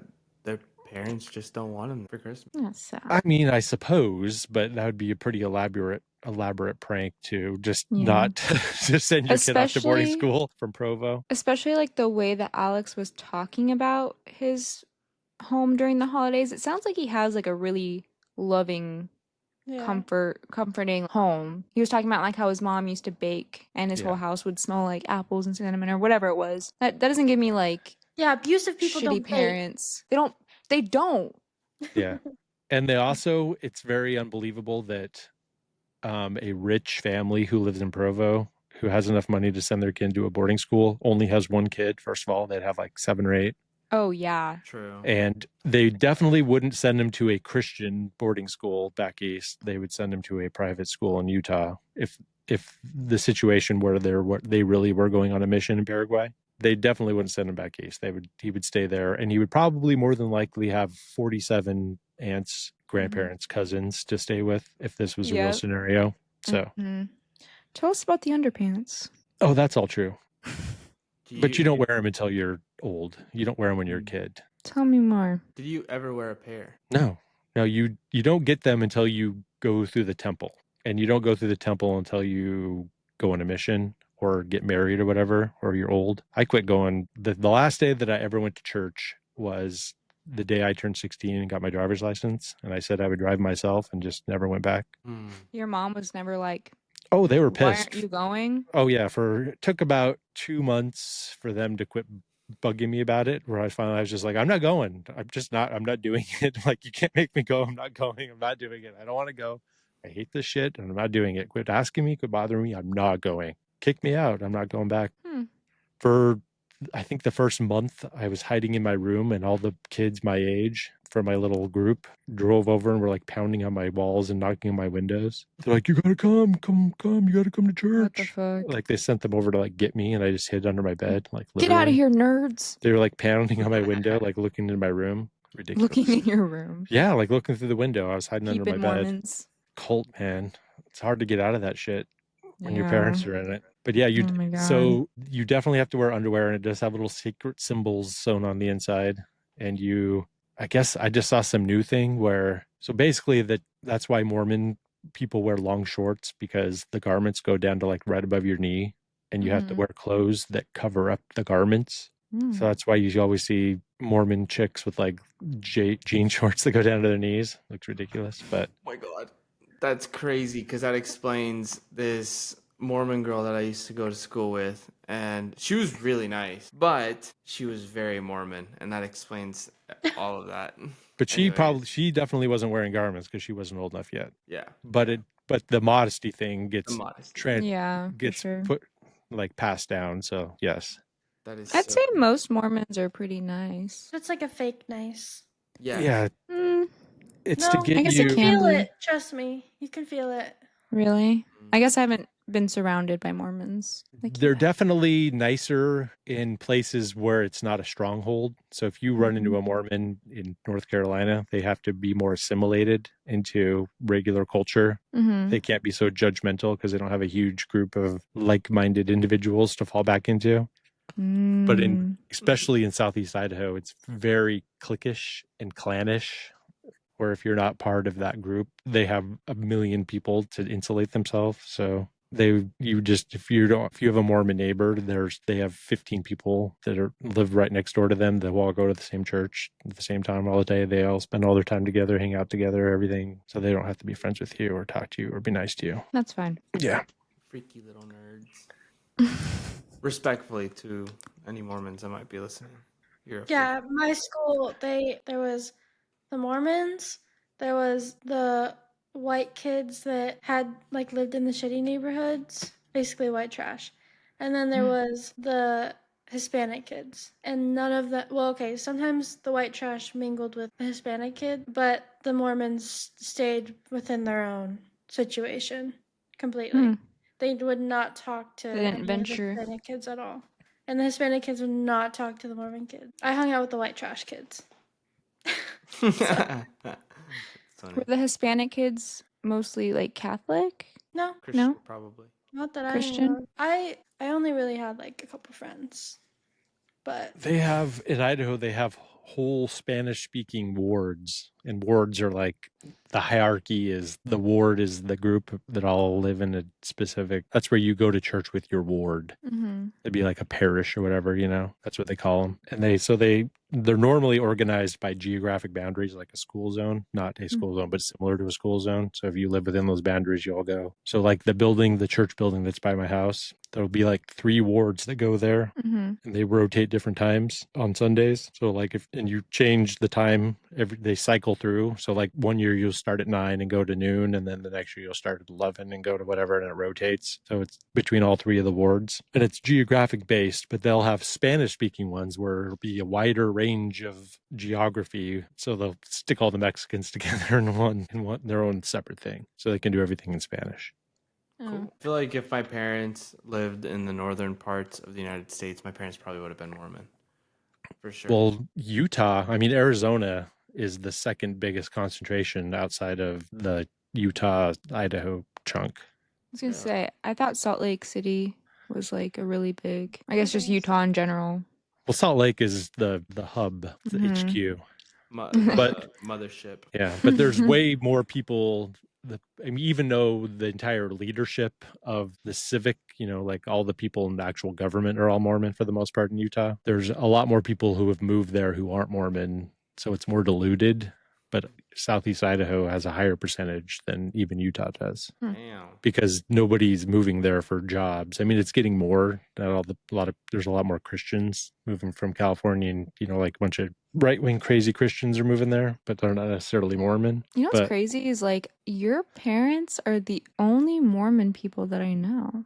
I've like not met any Mormon people. Definitely out here. Definitely not in LA. In Arizona, I'd be like, I'd hear like, oh, our neighbor's Mormon down the street, but I don't feel like I had any Mormon friends or anything. There was a couple Mormon kids that I went to school with in Phoenix, and they would hand out when that one temple opened. Like just down the street. Yeah. No, not that one. It was a different one. The one that they built, it was like a new huge one that they built. That's what I'm talking about. The one over by the water park by McKenna's house. Are you talking about CCV? No, they built a new Mormon temple. Like there was one in Mesa, and they built a brand new one while you were right around the time you were in high school, just down the street from the water park. There was kids handing out their little card things. And then we also lived around the corner from that church, the Mormon church. The one by Barry Goldwater. That's where. Yeah. I guess I remember seeing like, what are they called? Is it Jehovah's Witness? Is that the same thing? Absolutely not. No. Okay. No. Word. The ones that go door to door, those aren't Mormons? They both do that. Yeah. Jehovah's Witnesses send people around, but the Mormons were the ones with the white t-shirt, the white button-up shirts, and the little name tags on their on the bikes usually. A lot of times on bikes. Those are Mormons. You said those are okay. So Mormons. Okay. Jehovah's Witnesses are usually old ladies. Oh. I think it would be very interesting to learn about all the different religions because I don't know much about any of them. I mean, you should definitely know about them so you can protect yourself from them. Yeah. Your parents, were you Jehovah's Witness before they became Jewish? Mine? No. Yeah. No, we were just strict Pentecostal Christians, the worst ones. And that But it's pretty The was close worst to ones. Jehovah's Witness with like not celebrating birthdays and holidays and shit like that though, right? I celebrate birthdays. yeah, they celebrate that. Oh. But But it was still bad. I mean, what was the stuff you couldn't celebrate? Halloween. Okay. Oh. We couldn't celebrate Halloween. We couldn't celebrate what was the other one? We before the whole Jewish thing, we like all the Jewish stuff was frowned upon. So like you never did that stuff, and like there was this one lady at the church that my parents used to go to that was like converting into Judaism, and my parents did not like her because of that, and it's just so weird, like the whole. It is the most insane thing ever in the history of time to me to go from Pentecostal Christian to Jewish Yeah. for no reason. Why? Why? I don't know. I didn't And stay they long did enough to find celebrate. out. They celebrated Christmas before. They just kind of weren't not like our family. They didn't really care that much. No, my parents stopped like putting up Christmas trees and all that good stuff in like 2015. Even before they started doing they didn't start doing the Jewish thing until after we were together. Yeah, that was until like 2018, like just before COVID started, the whole Jewish thing came in. Yep. We got to do just a separate podcast, investigative journalism, where we figure out what the fuck happened there. Yeah, for real. Documentary about my family. I'm gonna have to ask him. We'll get him on for an interview. What we got to do is like, hey, you believed in both books of the Bible and you got rid of half of it. Why don't we just go ahead and get rid of the other half? Yeah, for real. I know, right? You're willing to kick halfway. you're willing to kick the whole Jesus guy to the curb. Let's go ahead and just kick the rest of it to the curb. Yeah, you're halfway there. Just give it some time. I feel like they are pretty open to new ideas and things like that, though. Yeah, I mean, they You went gotta from being be. Christians Yeah, to if you could Jews. change like that. Yeah, and also it's really funny because when I was living with my parents, I was like slowly converting them to stop like being so religious. Like obviously, like they're my parents. In his like I guess in the Hispanic community, it's really frowned upon to like talk back to your parents, and it's just it's whatever. But I was definitely like getting it into them that being homophobic is bad, which obviously, not everyone's horrible. It was normal for like and it probably still is for like Hispanic people to just be racist towards Black people and Asian people. Like that's just like that's how they're coded. But Yeah. and Nick, I was trying to stop them from doing all that stuff, and I was succeeding until I left, because I mean Are they racist and homophobic again? no, just homophobic. Oh, fuck. No.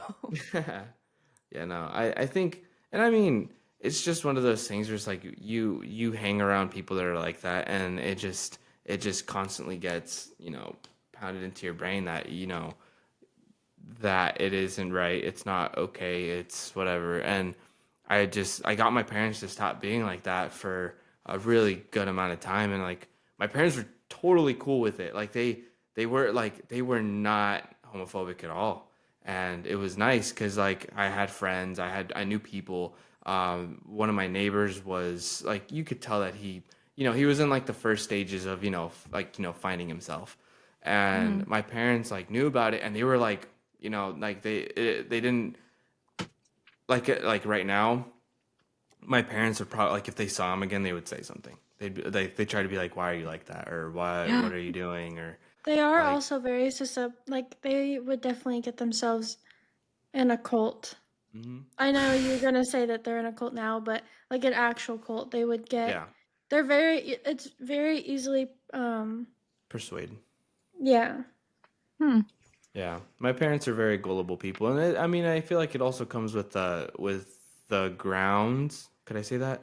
With the fact that my parents come from a very small town in Mexico, and even though we've been living here forever, it's still like very easy to do that to people. That's why a lot of people become either like a lot of Mexican people that come straight from Mexico and were born and raised in Mexico. When they come to the United States, it's very easy for them to also fall into religion, being Pentecostal Christians, being Mormon, being whatever. It's so easy for them because Hispanic people are just so used to having nice people around them, people that won't hurt them. Like I used to work with these guys. I'm sorry, I'm going on a tangent about this, but um, there are these guys that I work with that I used to work with at the spot at my old job. Anyways, they're just really gullible people. Like you'll tell them something and they'll believe you. Like they're very easy. Like it's super easy to just change their mind about something, and it's like I feel like a lot of people are using that to their advantage to screw these people over or get them to start donating to your church or whatever the hell. And that's what my parents were like. You tell them something, hey, Christianity's good here. You want to be a Christian. It's great, like to be Christian, it's to fit in. And that's what you want to do. And that's what my parents did.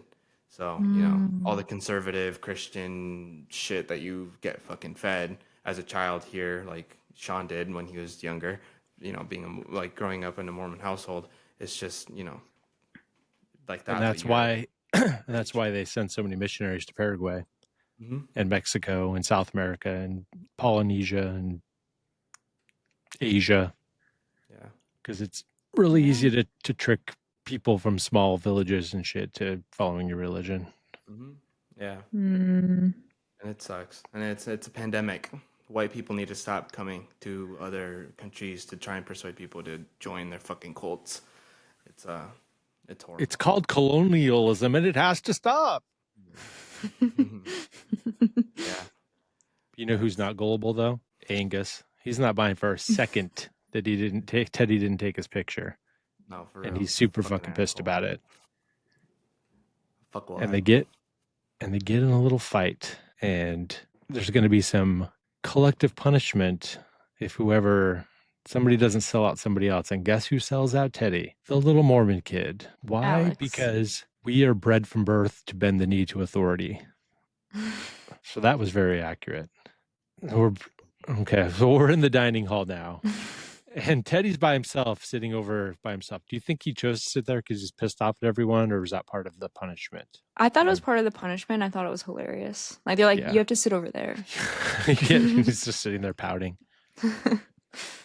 And Mary brings out the food, and they all hate the food. And then Teddy becomes very racist about the food. And Paul is not taking that shit at all. And he freaks the fuck out, proving that he rules. I loved him. He stood on business. He protected women. Love him. While smelling like fish. That's fine. That's fine. Yeah, you can get past that. It's mostly at the end of the day. Mostly. It's mostly at the end of the day. Mostly.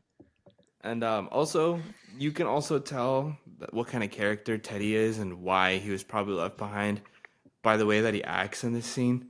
Like, Teddy's just such a fucking dipshit. Like, I hate the way that he acted, and I hate anybody that feels like Teddy in this scene. Fuck that guy. If you side with Teddy, fuck you. Fuck you. We do get that part where we skipped over it, where he's like, they're renovating the house. They have all the tools stored in my room. And Angus is like, no, they fucking don't. You dumb shit. They just don't want you to come home because you fucking suck so much shit. Yeah. And that's what started the fight, actually. Yep, that's right. And then we got Paul walking through. He's doing his little checkbook, going through the whole entire school with the flashlight. And then he comes across Mary watching the Newlywed Game. And he's never heard of it, but he just immediately is like, what's this shit? This is fucking awesome. And that's when they start getting fucked up on some booze. And then we get the real story about, man, her life fucking sucks.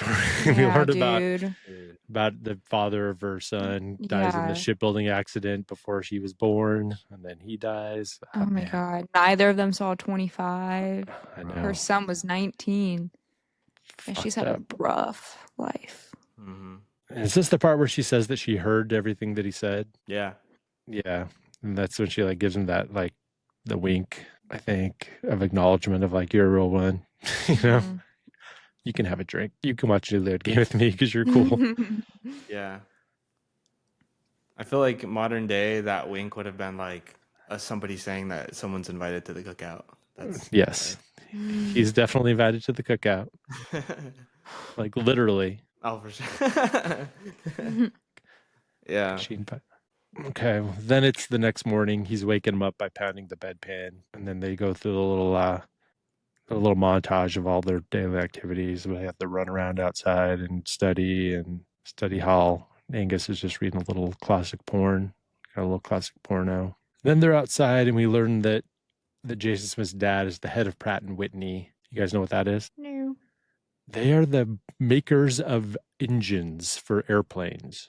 Damn. So most of the airplanes and fighter jets and military aircraft and Boeing airplanes and Airbus airplanes, they're all Pratt and Whitney engines. So if he's the head of Pratt and Whitney, then he is rich as fuck. Mm-hmm. So that kind of explains why he's just has his own helicopter and all that kind of Yeah. shit. So, and this is where we learn about how nice Provo is, the apples and smelling like cinnamon and all that kind of shit is that part. And we learn that Angus has been kicked out of 3 schools, and if he gets kicked out of one more, he has to go to the military school. And that's where he takes his glove and throws it in the lake. And the whole part I thought about that part was funny, like Yeah. he's like he left you one just to make you suffer more, whatever he said. Yeah. What did he say? To make it sting Yeah, that much more. that much more. I'm like, damn, Very damn. very damn. He threw it in the lake. I thought that was Alex, wasn't it? Alex said he took it from the little Yep. kid? Okay. Mhm. Yeah, he took it from the little Mormon kid. He did it for ratting him out. And Teddy took it. Teddy took him through it. Yes. Yeah. Those were nice gloves. Those were like leather. I know. Yeah, leather And he had to mittens. throw the other one in the Yeah. It's just whatever in the water. I feel so bad. I'm like, really? It's not anywhere? Yeah, I It's know. like He it's didn't. gone. He didn't even really look. He Like, didn't. He didn't. could have had a couple people look for it, but that's fine. I thought it was implied that he threw it in the water. Oh, it probably Can't really was. get it back if it's in the water. I mean, you could. Then why did he even look for it though? I mean, where are you gonna look? It's in the Right. water. Exactly, but he did look for it. That's what was the weird part. I thought he threw it off like the little hill. Yeah, I thought he just into chucked the it into the wooded forest. area. Yeah. But either way, not cool.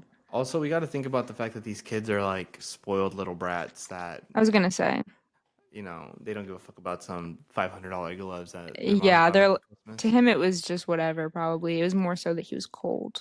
Mm-hmm. But I don't know. No. Maybe. Kind of Looks reminded me sad. of another spoiled little brat and gloves, Coraline. Oh, yeah. Throwback. Throwback. We get a I wouldn't say little, spoiled, but yeah. well, must have Yeah, those definitely not gloves. spoiled. Very spoiled and entitled. Mary's apartment is very sad. We get a little montage of that. Then it's Eugene Park is crying and he's wet his bed, and Angus is a real one for this scene. Aw, I felt so bad for him. I had a nightmare. Yeah, I don't have any friends. Oh, I don't understand why he didn't like change his pants at least. I that's know. true. Just He just like like he scooted over. I think it's because he didn't. I think Angus knew that if they did any more, if they would have woken someone else up, and then he would have got caught. Yeah. Yeah, So that's and why it he's would've like, given him he's so like, much shit. you just got to deal with it. I'll help you in the morning. Just deal with Mhm. it tonight, and we'll fucking take care of it in the morning. Which they were probably being a little too loud for that, but Yeah. let's not pick nits too much. It was a sweet scene. Yeah, poor baby. Fucking asparagus. Oh yeah, for real. Gross. I didn't understand that part when it happened. Jane had to explain to me why. Well, I'm glad you know, because I was about to explain it to you. I'm glad I don't have to. Yeah, we we don't have don't time need for to do that shit. We don't have time for that shit. And then it's day 22, day 6, December 22nd, day 6, and they're in the library studying, and Paul's already fucking drunk off his ass. Mm-hmm. Which this movie made me want to just say fuck it and just become an alcoholic. Right? Every time he was drinking, I was like, man, that sounds good. I wish I had a job Sounds where I nice. could just read history books and be drunk all day and be an asshole to kids. That's I feel like I have one drink these days and I'm hungover. yeah, that's why I quit drinking, because Yeah, I just feel like absolute ass. So it's just not even fun anymore. the second you turn 30, you're fucked. No, seriously. I know. I mean, I feel like I've been going downhill for a while. My check knees light have been on for a couple years, and this whole hungover thing, it really started like maybe 6 months ago. But it started. Like It's time to it's stop. significant. I really don't drink much. Hey, at the same time, it's good though because you don't have to like spend that much money on Yeah, you alcohol. save True. so much money not drinking. But like him walking through the snow, with a bottle in hand, just swigging it, I'm like, bet you're feeling real warm right now. Oh yeah, booze was way cheaper back then, as we'll learn later in the movie. But first, we hear a helicopter outside. Who could it be? Oh, I wonder if it's Jason Smith's dad coming to get him. And certainly it is. And he's a real one. He's pretty cool too for inviting everyone to go with him. Yeah, that was He cool. could have been a fucking total dick. He even took Teddy, which way to ruin your Christmas by taking Teddy with you. But they try to get a hold of Angus's parents and they can't because they're on an excursion, which is definitely what you do when you go to St. Kitts. This whole movie wouldn't have happened with cell phones. But everyone leaves him behind because they can't get a hold of him. And he has become the final holdover. But Coons does at least give him back his picture before he leaves, even though it says fuck you on it. And I'm just thinking, please throw him out of the helicopter. Said fuckwad. Did it say fuckwad? Okay. I wrote down fuck you, but I don't know words or how to read, or I can't see. Yeah, we already established that you're illiterate. Yeah. I just phonetically wrote it down. Before you became a history teacher. I don't know. Is anyone going to know? No one's going to believe what I tell them anyway. They're going to look it up on ChatGPT and it's going to tell them something different and they're not going to believe me anyway. So who gives a shit? Yeah. But I hope they throw him. I'm like, please throw him out of the helicopter. Please kill him. Just murder this kid. Oops. Or at least I'm like, I hope he Sonny Bonos himself while they're skiing. He what?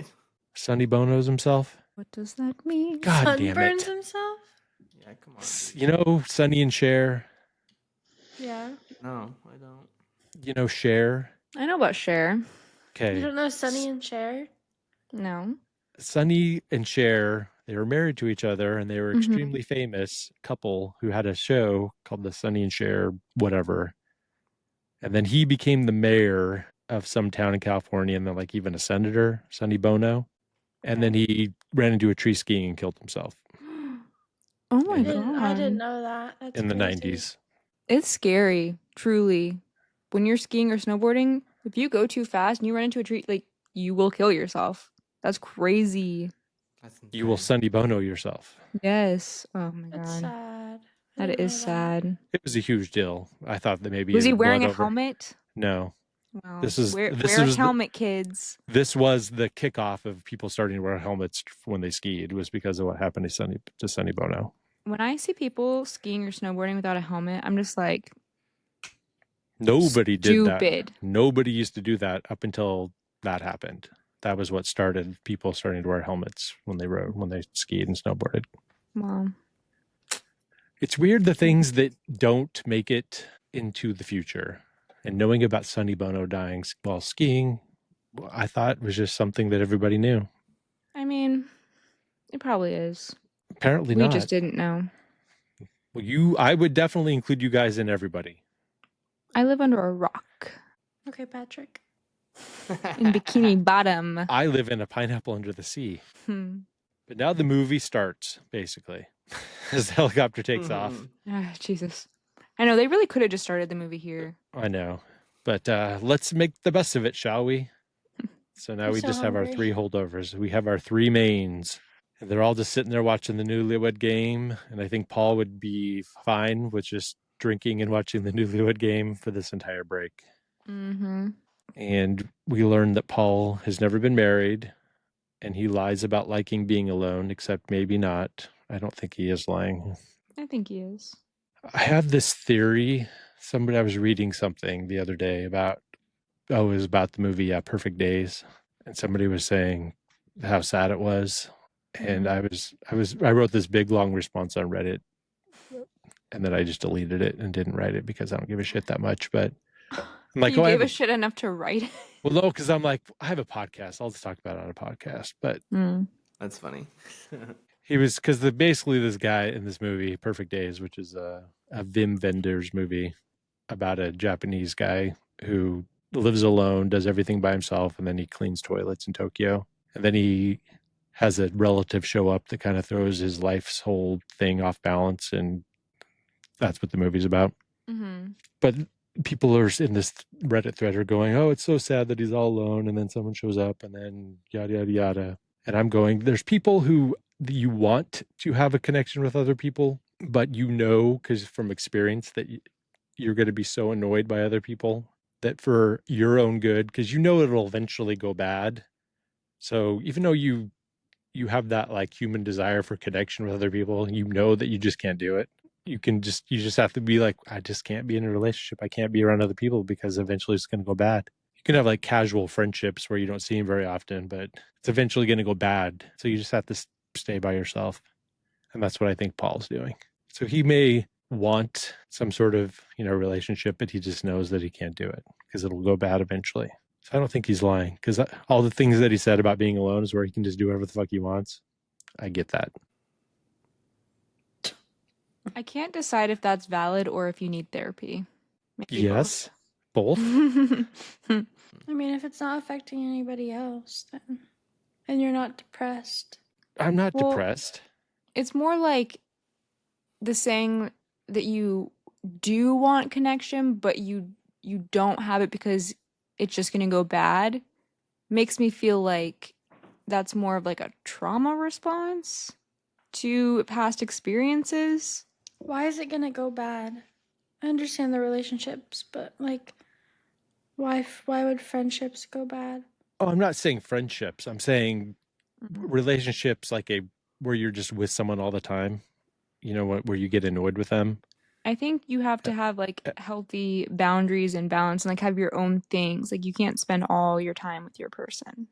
Well, yeah, of course. But then also, if it's the right person, then you will get annoyed. False. If it's the right person, you'll get annoyed, but for some reason it doesn't, because I feel like my social battery goes really fast, but when it's with Eli, I don't. Like, it's not a thing.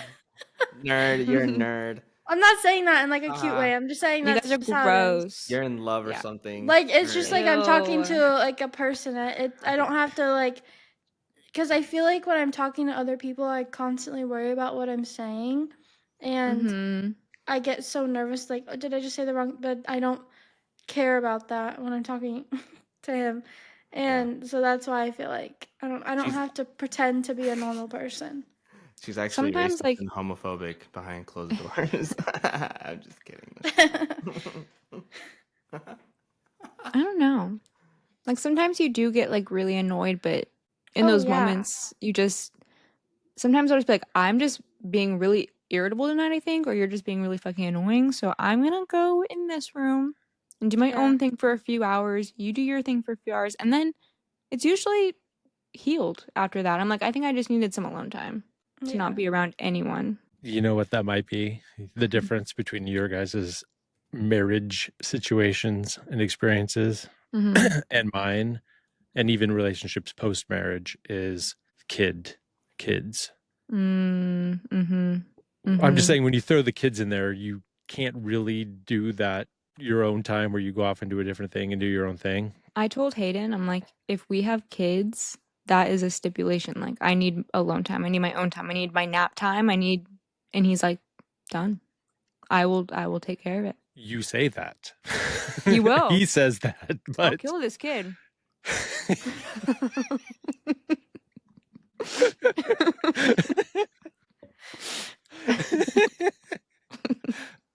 I believe you would. I mean, that's why I guess what I say is that you can do all those things, and that's what I tried doing, and then you just grow apart and become resentful because the other person resents you for going to do your own thing eventually over enough time. Or you just learn that, like, oh, we just enjoy not being around each other, doing our own thing all the time. And then it becomes more and more and more. And then you're like, why the fuck were we even married? Or why are we even together? Yeah. I think part of it really is just finding the right person and it's never going to be perfect, but finding that balance. Like, I think the reason with Hayden being so open to saying like, I'll do this, because he is like the fucking Energizer Bunny. This guy has so much fucking energy. He's so good with kids. Like that is his dream, actually. For me to go take a nap and him like go like do something fun with our kids. That's, and if he wants to go to a game or something and I get to stay home and watch movies and chill with the kids, like that's cool. I feel like that would work pretty well. And I'm sure there'll be times where it's like really annoying, but then you talk it out, you reassess. Therapy helps too. I wish you nothing but the best. Thank you. We'll see what happens. Yeah, I'm not having kids. Yeah, that's a double fuck no. The cats already make it difficult. I Oh don't my need God. Yeah, it. with the dogs. Imagine if you couldn't leave those cats behind for a weekend. You had to take them with you and have That's what conversations with them. grandparents are for. That's what boarding school's for. Hell yeah. No, seriously, Right? no, Fuck I yeah. can't take the cats to board. I literally have to. boarding have school. to call grandma and be like, "Can you come stay here for a week for Christmas so I can go?" Like it's That's crazy. ridiculous. Mhm. And Grandma they're like, spending "Of her course." Christmas watching your cats is crazy. No, but they love it though. Every The time. cats? Both. Papa I have a Papa was so like he was like, "Oh, I wish I could have gone last year." Like they wanted to go because he loves the Okay. cats. He loves the cats. This man He could get a does. cat. 3-word solution for your cat problem is pillowcase, LA River. That's Thought about it, crazy. and then That's I felt bad. awful. I don't know what any of that means specifically. I'm They not saying literally you should came in put a the cats pillowcase. in a pillowcase Want me to and put throw them them in a back river. in it? Then what are you saying? Oh, I'm saying that exactly. Yeah. I'm saying murder your cats. They did not come in a pillowcase, babe. You're wrong. They came in a lunch bag. You said it was a pillowcase. It was in a lunch bag, remember? My coworker brought me 2 cats in a lunch bag. No, In a they were in cooler. a pillowcase For you to before eat for that. lunch? That's Eli doesn't. feels he eats- racist. Eli eats his food out of a pillowcase. So for him, a lunch bag and a pillowcase are the same thing. No, they were in a Mm. pillowcase before that. They were, yes. And then they were So brought to me in a lunch bag. Wow, you got me there. Yep. We got to delete all that. That's too sick of a burn. No. We're so done. I think this is where the podcast should end.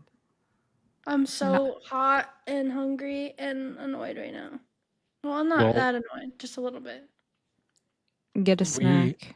We only have half the movie left to go, so it's fine. Let's do the thing where we pick up the pace a little bit. We can pick up the pace. Do the thing where I don't talk for the majority of it, and then you guys keep going, and I'll be right back.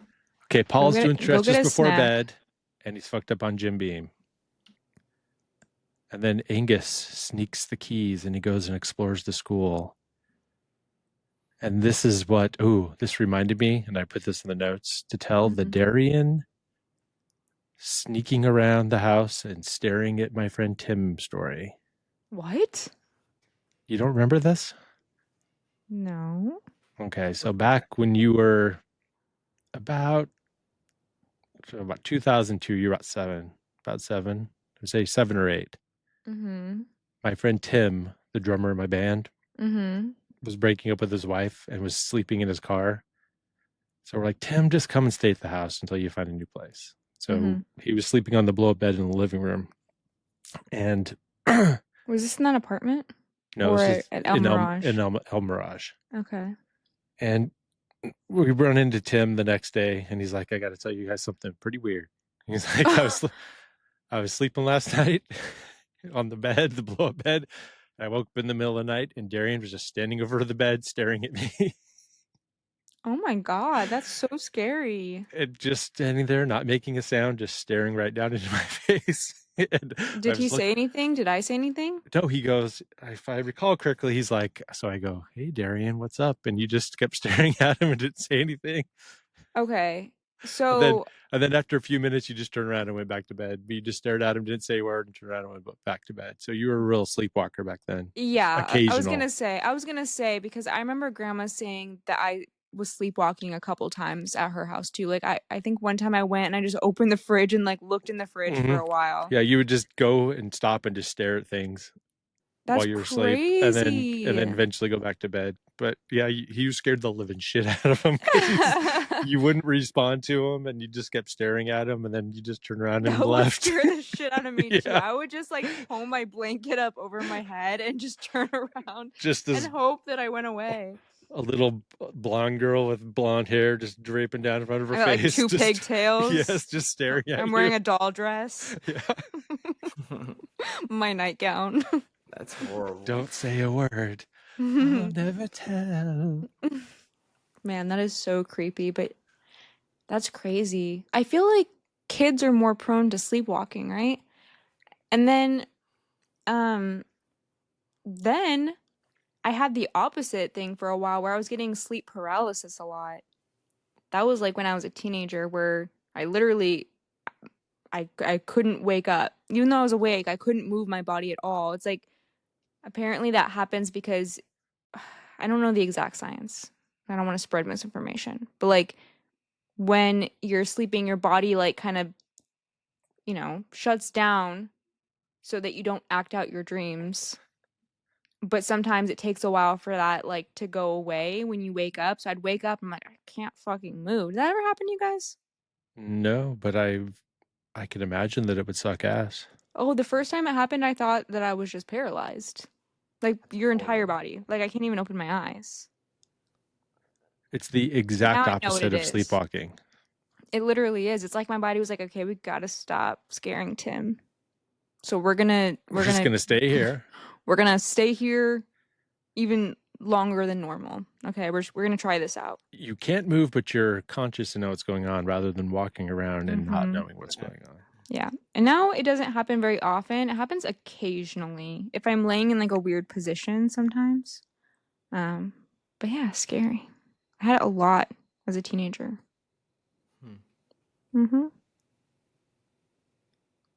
Anyway.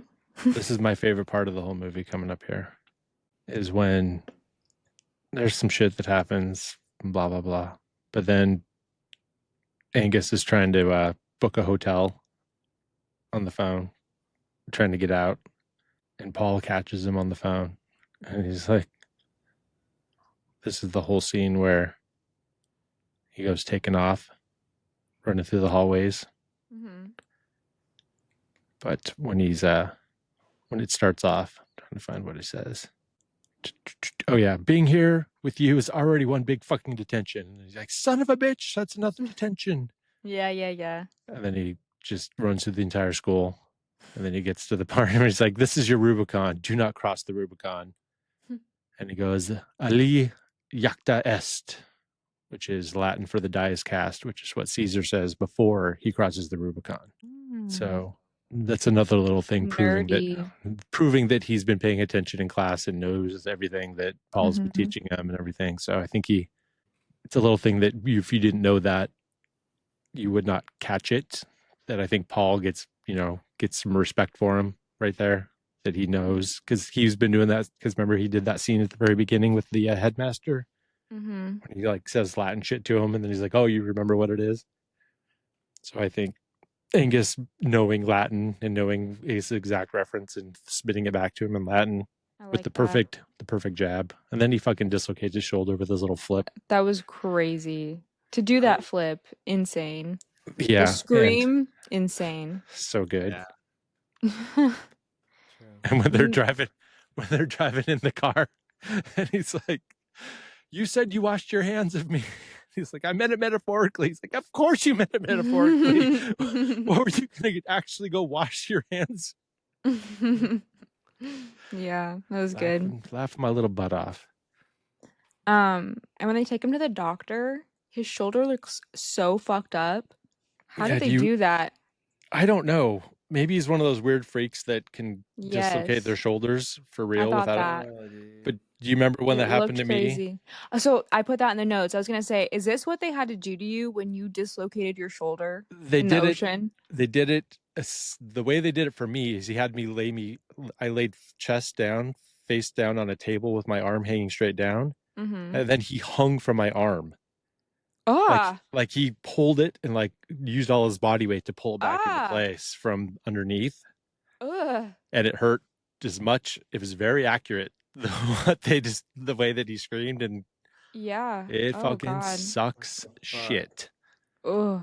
And then That when I happened got to you twice, right? yeah, because when we got back to Phoenix, and I told because I had an orthopedic surgeon already for something else, so I went to him and told him what happened, and I told him what they did, and he's like, "That's not the way you do it anymore. What the Get fuck?" over here. No, the I'll dude, do it. he's like, I can't believe, he's like, that's the old fashioned way of doing it. He's like, you're not supposed to do that. That fucks up your shit. Oh, And perfect. and he did an MRI on my shoulder, and he's like, yep, he fucking fucked your shit up. He's like, Yeah, that doesn't sound right. yeah, you're Hanging supposed from to your arm like that. you're supposed to sedate them. Like if you're supposed to go to the ER, they're supposed to knock you out, and then just kind of like manipulate it back in place Yeah. without like Oh my pulling on it God. hard. So what it did is it tore my labrum more when he put it back into place. So he's like, it's probably going to happen again. He's like 90% chance it's just going to come out again.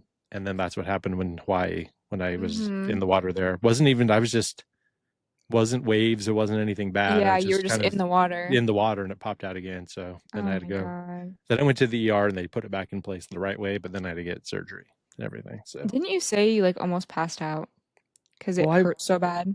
Yeah, it hurts. It's the most incredible pain. And then I had to similarly, you guys were with me, you remember, we went to one place and they wouldn't take the insurance, so we had to leave and go to another place further away. So it was like In Hawaii? it happened also in Hawaii, but it was in San Diego when you guys were with me the first time. We had to go to 2 different places. Fucking America. Yeah. Or otherwise they're like, well, if you give us like $1,500, we'll do it. Or you can go to some place that Like, takes your insurance. get back in the car. Yeah, that's what we did. Car. Back in the car. In Hawaii, it took so long because I could have literally, the hospital was like 2 blocks away, but we didn't know that. So Oh my God. it was at the resort, like at a hotel, like a big hotel resort in Honolulu. So they called the ambulance, but the ambulance had some kid drowned at the same time as me. So Oh my God. So the ambulance went to get the drowned kid and took him to the hospital. He didn't die or anything. He was just drowning. Okay. So it delayed the ambulance from getting there because they went to him first, obviously. Yeah. And then they had Makes to sense. they had to drive the ambulance all the way to get it through to this back part of where the beach is, and then roll a stretcher like all through all the tables and all the Oh my like, God. and then they put me on it. So it took like 3 hours. And they put me in the fucking I'm just sitting on a lawn chair getting sunburned. Mom's Like, misting you every 30 basically, minutes. yes. And so they roll me into the ambulance and they drive fucking across the street. Basically, it's like I could have walked there. And like could have walked there in less than a minute. Just could have walked out the front door and walked across the street, and it was like right there. My God. It was so stupid. And then they knocked me out and put it all back together the right way. But Oh, good. like I could have been there. Literally, I could have walked across the street and right into the hospital. Oh my God. That would have pissed me the fuck off. I was so mad because Did we you were get a asking bill for that ambulance. Oh yeah, we bought. Yeah, that would have pissed me off. I bought travel. I never had ever bought travel insurance because we bought this package, the whole thing from Costco, and they offered travel insurance for like $30, so it covered everything. Oh, wow. nice. Yeah. Hell yeah. I didn't ever actually pay it. I never file anything. Well, that's horrible. whatever. So I still owe the city of Honolulu like $3,000 or something for the hospital, for the ambulance ride. But it's been 11 years now, so fuck him. Yeah. Well, that's I think Hawaii has socialized medicine there. I think it's part of their state law, so I think I don't actually have to pay it. I don't know. I've never got a bill since. They never sent me to collections or anything. So no, it's grandfathered in. You just got to go back. Yeah. I go to Hawaii, they arrest me, they give me a lei immediately and handcuffs, or they have the handcuffs or have leis on them. It's like flower covered handcuffs. Oh my God. They're like dancing while they're taking you. Yeah, away. they're doing the hula, right? There's like hula girls following me. Yeah. It's bamboo bars in the jail. Yeah, for real. They're like, you want to make your phone call, and it's a coconut on a string. Yeah. Stupid. Okay, we find ourselves going to. Oh, he does the whole lie about to get him from having to file the insurance. Funny enough, to just pay with cash. So we learn that Angus is a real good liar. Love that. It'll come up a little bit later. And then they go to the restaurant to get some burgers, and Angus wants to get a champagne of beers. He wants the Miller Lite. Yes. Champagne of beers. It's just a Miller. Well, Coors is the champagne. Oh, that's the banquet No, beer. it's Miller High Life. Miller High Life is a champagne of beers. That's right. Yes. I don't drink anymore. I forget. And he almost gets into a pinball fight with a Vietnam vet with a hook hand. Mm-hmm. But Paul diffuses the situation, and they leave. But before, Miss Crane Oh, yeah. leads Paul on a little bit more. Yeah, working there as a waitress. Ouch, you two have chemistry. Ooh la la. And she invites them all to the Christmas Eve party that they go to later. Mm-hmm. And this is where we get the in the car that he smells like fish. And I wrote down what it is, but I can't pronounce it. Can you pronounce that word? Trimethylamurine. Trimethylaminura. Trimethyl something. Yes, Good try, Darian. Good try. that was good. I mean, his body can't break down that, and he smells like shit. He's got the worst. That's crazy. To be called walleye because he's got a walleye, and then also smell like a fish. That's just insult to injury. Yeah. Isn't that also a kind of fish? Is that the whole? A walleye, yeah. A walleye is a fish, yes. So it's a double banger. And then we get, he's not afraid of women and yada, yada, yada. And then we learn that he's going to a shrink. They're working on it and other things. Mm-hmm. Has he ever tried a swift kick in the ass? And then it's... Is it the scene where Mary and Paul are prepping dinner? Yes, it's Christmas Eve and they're in the Food dining hall. prepping? Oh, it's the morning. Yeah, and the way that Paul is peeling the potatoes was really pissing me off. He's so bad at it. He's so bad at it. But it's clearly the first time he's ever done it in his entire life. I mean, which is part of the crazy. scene because he's like, I mean, this it's is a really potato. fun. And then they have the brownies, and Angus is eating one of the brownies, and the way that he threw it made me laugh so hard. I forget what he said. He was like, something like, Jesus! Threw it across the room. Oh, no, we kind of skipped ahead because there's the whole scene. That was dinner later. This is the breakfast where they're eating at the table, and the janitor comes on with a bucket of puke and just sets it down next to him and stares him down. Yeah, he's like, Nope, don't know anything about it. No. Don't know anything about it. This is what it says in the script. It says, taking a vigorous constitutional, Paul finds a football abandoned in the snow. Oh, and he stares at it, then he picks it up and throws it. It's the most awkward throw ever. It was. And then it's Paul peels potatoes. And then the bourbon and 2 mugs. They're getting fucked up already. It's Christmas Eve. Mm-hmm. And then there's the whole thing with the brownies that we just talked about. Why did he get pissed off again? Why did he throw the brownie? Because they wouldn't take him to the party. Right. Mary was going to the party, and he was like, no, you're under my supervision. So This is we're what he not says. going. He goes, okay, maybe it's fine for you to sit around reading books all day, but I am losing my goddamn mind. Jesus. And then he throws the brownie. Fair. Very fair. And then Mary's like, you're too chicken shit to go to the party, because I think she knows that he likes her. Yeah. A small sink with a tiny mirror. Angus tries his hand at shaving. Really? There's no need. There's some little jabs in the script. Got him. And then Mary's flipping through her dresses and she looks at her son's uniform and gets all sad again. So they're really beating that drum. But I don't mind. It's effective, even though it's a bit overboard. Yeah. She touches the little box with stuff in it. We don't know what the stuff is yet, guys. It's a secret for later. Don't tell anyone. Don't want to spoil the surprise. Oh, this is where Paul sprays the Glade under his arms, which would make me want to vomit. Fish and Glade. Ugh. It's like when you get scented trash bags. Oh, the worst. I Mm-hmm. can't even fathom anyone who would buy those. Sick. I remember when they first came out, I think we bought them and it made Yeah. me, it I was mean, it sounds disgusting. like a good idea, right? But then everything just smells like Glade and trash. Yeah, I hate it. So, yeah, gross. I hate artificial smells. I Mm-hmm. can't stand them. And then it's the whole Christmas party scene, which we can probably boil this down to like a few things. Is Mary's very sad and gets drunk and has a meltdown. Yeah. Angus almost is going to hook up with the niece, Denise, which is, they definitely stole that from the Kroll show. Mm. The whole character, a recurring character, niece Denise in that show.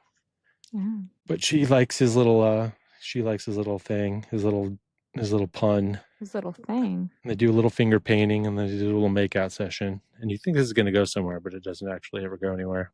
Yeah. Because they have to leave because of Mary. Because Mary is an alcoholic and she's very depressed. Yeah. And the janitor guy is trying to get some and gives her a little brooch. And she doesn't give a shit because she doesn't want human connection. She is Paul's opposite. Yeah. She's the other side of the same coin. Mm-hmm. And what's her name? Oh yeah, her boyfriend shows up and they make out, and then Paul's. Yeah. And that's when we learn she's been leading him on by being nice to him. She has. She kissed him under the mistletoe. Yeah, I know. On the cheek, but like, come on, you didn't have to do that. Weird. What do you think? Do you think that she knows what she's doing, or she's just? Does she think that she's just being nice to this disgusting man, and she thinks she's being a nice person, or was she actually leading him on? God, I don't know. I really don't. I feel like you'd have to be a real idiot to not realize that you're leading him on. I mean, being nice is one thing. I feel like the mistletoe is where it crossed the line. You know what I mean? Like the cookies, that's just nice. At the diner, that's just nice. But you didn't have to kiss him under the mistletoe. Do you think that in her mind, it's so blatantly obvious how much they wouldn't be that because of how gross and fishy smelling and wall-eyed he is, that in her mind she's like, well, there's just no possible way, like that. It's not even that, it's just so far beyond anything that would ever happen that she didn't even occur to her. You know what's that funny? She's just being a nice person. You know what's funny? You know where I thought this was gonna go? I thought, because she's also like kind of, the first time we see her, she's got lipstick all over her teeth. Yeah. She's also not like, I mean, she's fine, whatever. I thought this was gonna be a situation where we find out that she like doesn't have a sense of smell. And that they were gonna live happily ever after. That would have been much better. That's what I thought was gonna happen for real. That's so funny. It's like, oh yeah, I have this medical condition and I can't smell anything. I don't smell. And they were gonna, and he was gonna be like, perfect. Yeah. We're made for each other. Exactly. That's not what happened. She has a boyfriend. Or she goes, whatever. She's like, I don't have a sense of smell, and one of my eyes is fake, so I can only see one of your eyes at one time. So I didn't even know that you were cross-eyed. I mean, having a little lazy eye isn't like the end of the world. No. But the fish thing, that might get a little old. Yeah. That's when I did keto for the first time, like 15 years ago. Mm-hmm. I think that's pretty much what was the start of your mother hating me, is that she hated the way I smelled. Mm-hmm. Like she didn't want to be around me when I was doing keto because you have a weird ketoacidosis smell that comes off you. You know what's funny though is that smell is described as sweet, not bad. Not to your mother, it wasn't. She didn't want to be around me. And I've heard people say it's sweet or kind of smells a little bit like acetone, like nail polish remover. Yeah, but I guess. Like bad, not like fish or like gross. I don't know. I don't know what to tell you. I'm just saying. You can't smell it on yourself, so you don't notice it. Except when you pee, you can kind of smell it. But I don't know. I don't remember you ever smelling bad. Thank you. You're welcome. Okay. I'm scrolling through past the party. So they take Mary, they piece out of there, they get her ass out, and Paul wakes up staring at the ceiling, and he sits up and he looks at Angus. Oh, he wakes him up. Are you still asleep? And that's when he'd already gotten the Christmas tree. He goes to the Christmas tree, buys a Christmas tree, and then he gets some presents, and he brings them into the little Christmas setup, and he gives them each their little presents. Ruminations by Marcus Aurelius, both of them. And then he gives Mary a bottle of booze. Mm-hmm. And this is when they decide they're going to go to Boston for Christmas. And there's a discretionary fund for field trips. So they drop Mary off at her sister's house.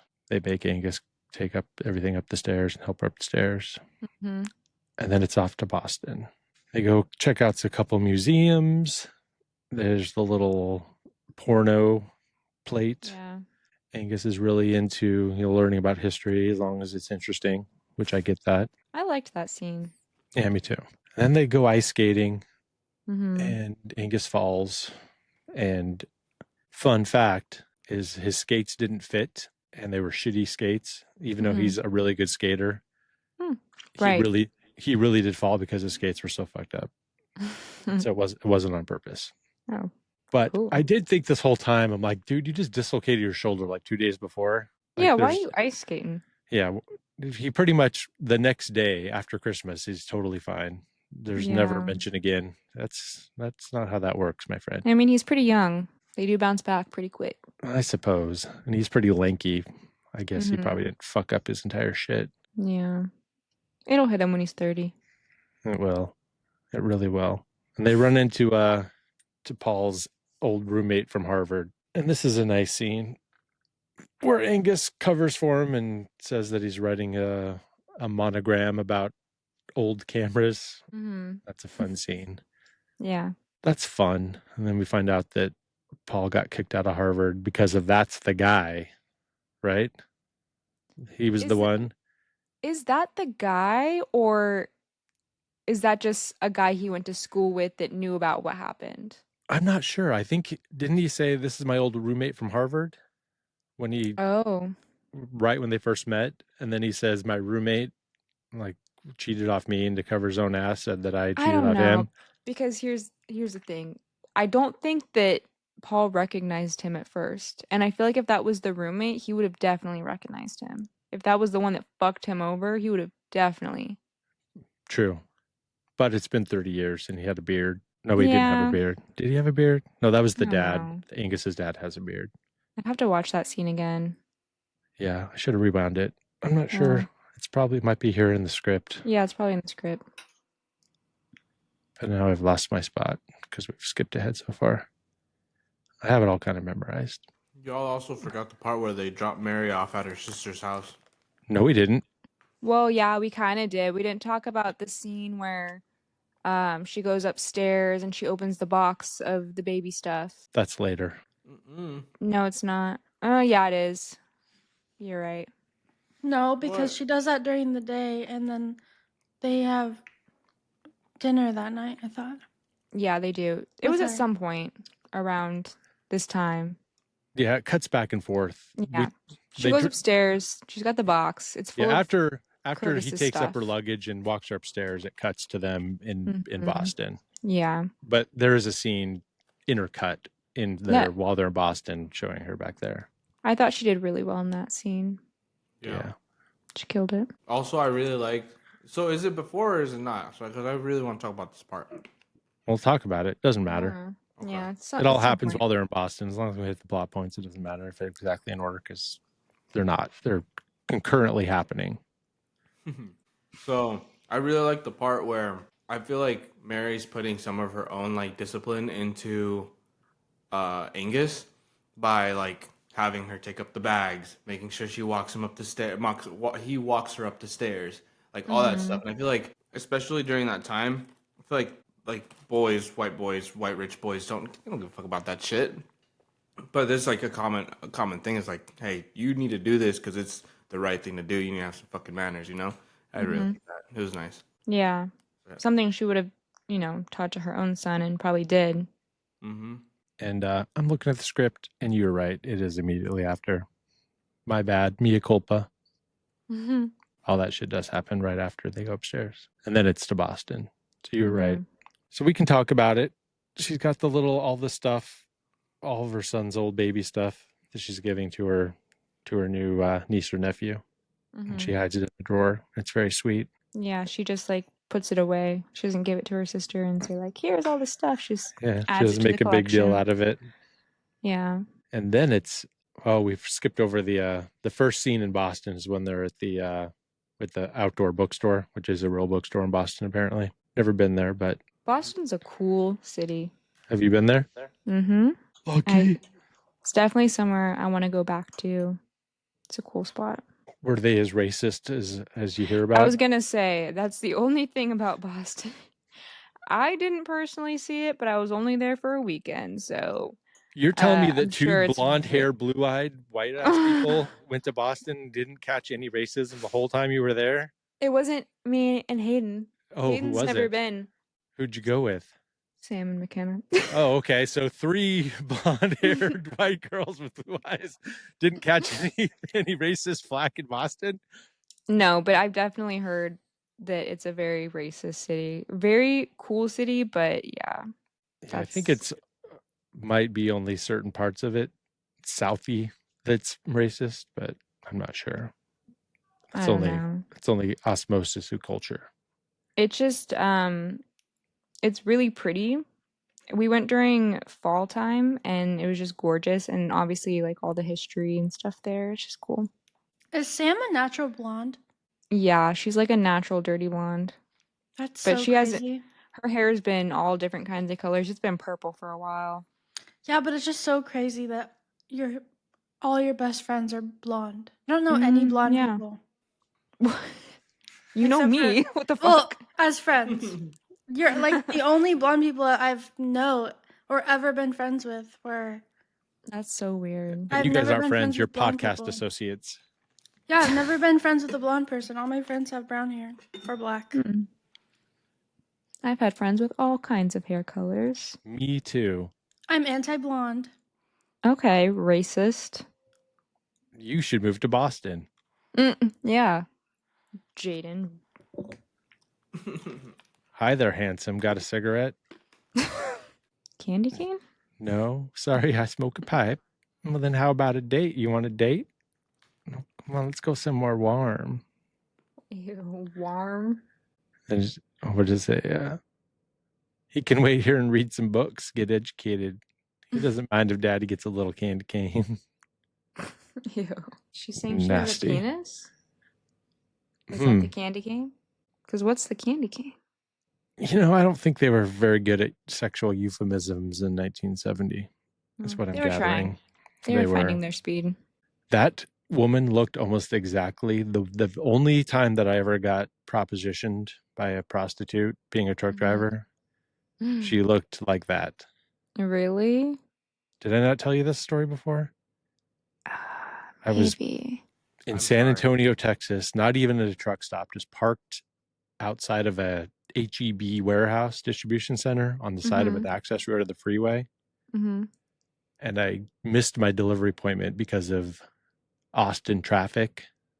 My appointment was like 5 o'clock on a Friday afternoon, and I got stuck in traffic in Austin and missed it by like 10 minutes. So they're like, well, we can't get you in until Tuesday morning at like 2 a.m. So I had to just sit there on the side of the freeway for like 3 fucking days. Oh my God. And I'm just parked there playing video games, watching a movie or something. And there's a bunch of other trucks parked all on the same side of the road waiting to go in for appointments. I hear a knock on my window, like, dunk, dunk, dunk, dunk. And I look out and there's just a woman who looked exactly like that. So I'm like, oh, she's another truck driver and I need to move my truck up for her to get out or something. And so I roll down the window and she's like, hey there, you looking for a date? You want a date? And I'm like, no, thank you. She's like, you sure? I'm surprised she didn't ask if I wanted a little candy cane. But I'm like, maybe if it was Christmas time. I'm like, I just roll up the window. I'm like, no, thank you. And then close the curtains. You peek out from the curtain, make sure she's gone. I'm like, get the fuck out. Man, that's crazy. Yeah. I'm surprised you don't get that more. 10 years of doing I think it's all online. I'm sure there's probably some fucking Discord or Reddit forums for something. But that's the only time I've ever gotten a knock on my door ever. 10 years of doing this shit all over the country. Never has it happened. Never been approached in a parking lot anywhere. Never anything. Never even seen one. Don't you call them something? Lot lizards. Yes. I think they're pretty good I don't stay at a lot of truck stops inside of cities. But I think they're pretty good at keeping them away from truck stops. So that's probably why she was on the side of a fucking freeway. Would be my guess. God, that's wild. Yeah. I mean, also there's that program that if you ever see a woman working out, you need Yeah, to call the police report or it. the hotline. Yeah, there's a hotline for it. Like in all the truck stops, they have this hotline for Oh wow. to stop human trafficking. Oh. Yeah, but then there's also there's and I don't know this because I've been there or nothing, but I be knowing stuff because my coworkers tell me. But there's a warehouse area. I'm sure. I mean, people have heard of it. Figueroa.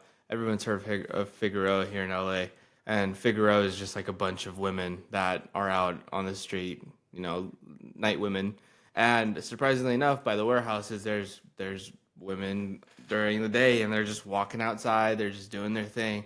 And I've driven past an area where Figueroa and Long Beach intersect, and there's just, dude, it's just full of candy cane, if that's what you guys want to call it. there's just there's so many women out there, and like you kind of wonder like how are they even out there? You know, how do they not catch them? And apparently it's because in between all of the women that are there, there's been, like, my coworkers have told me that if you ever see a woman on Figueroa that's too pretty to be there, she's a cop. She's a cop. Yeah. She's a cop. And I had this coworker, his name was, and he's like, let me point them out to you. So he purposely went down Figueroa, and he just drove down Figueroa for like, I think it was like 3 miles, and he just pointed out all the women that could potentially be cops, and there was a lot of them. He definitely counted more than like 10 of them. So that was a. So you're saying they're pretty? No, I said Jesse pointed them No, out. That's all I said. you said, and there was 10 of them. Yeah, because I counted how many he said. Because Jesse said there was 10. I was Exactly. looking at the floor of the car. I was Yep. looking straight down. I've heard. I don't know if this is true, but I've heard that a lot of the female truck drivers supplement their truck driving income by being prostitutes. So they'll just Makes sense. stop at a truck stop and then start.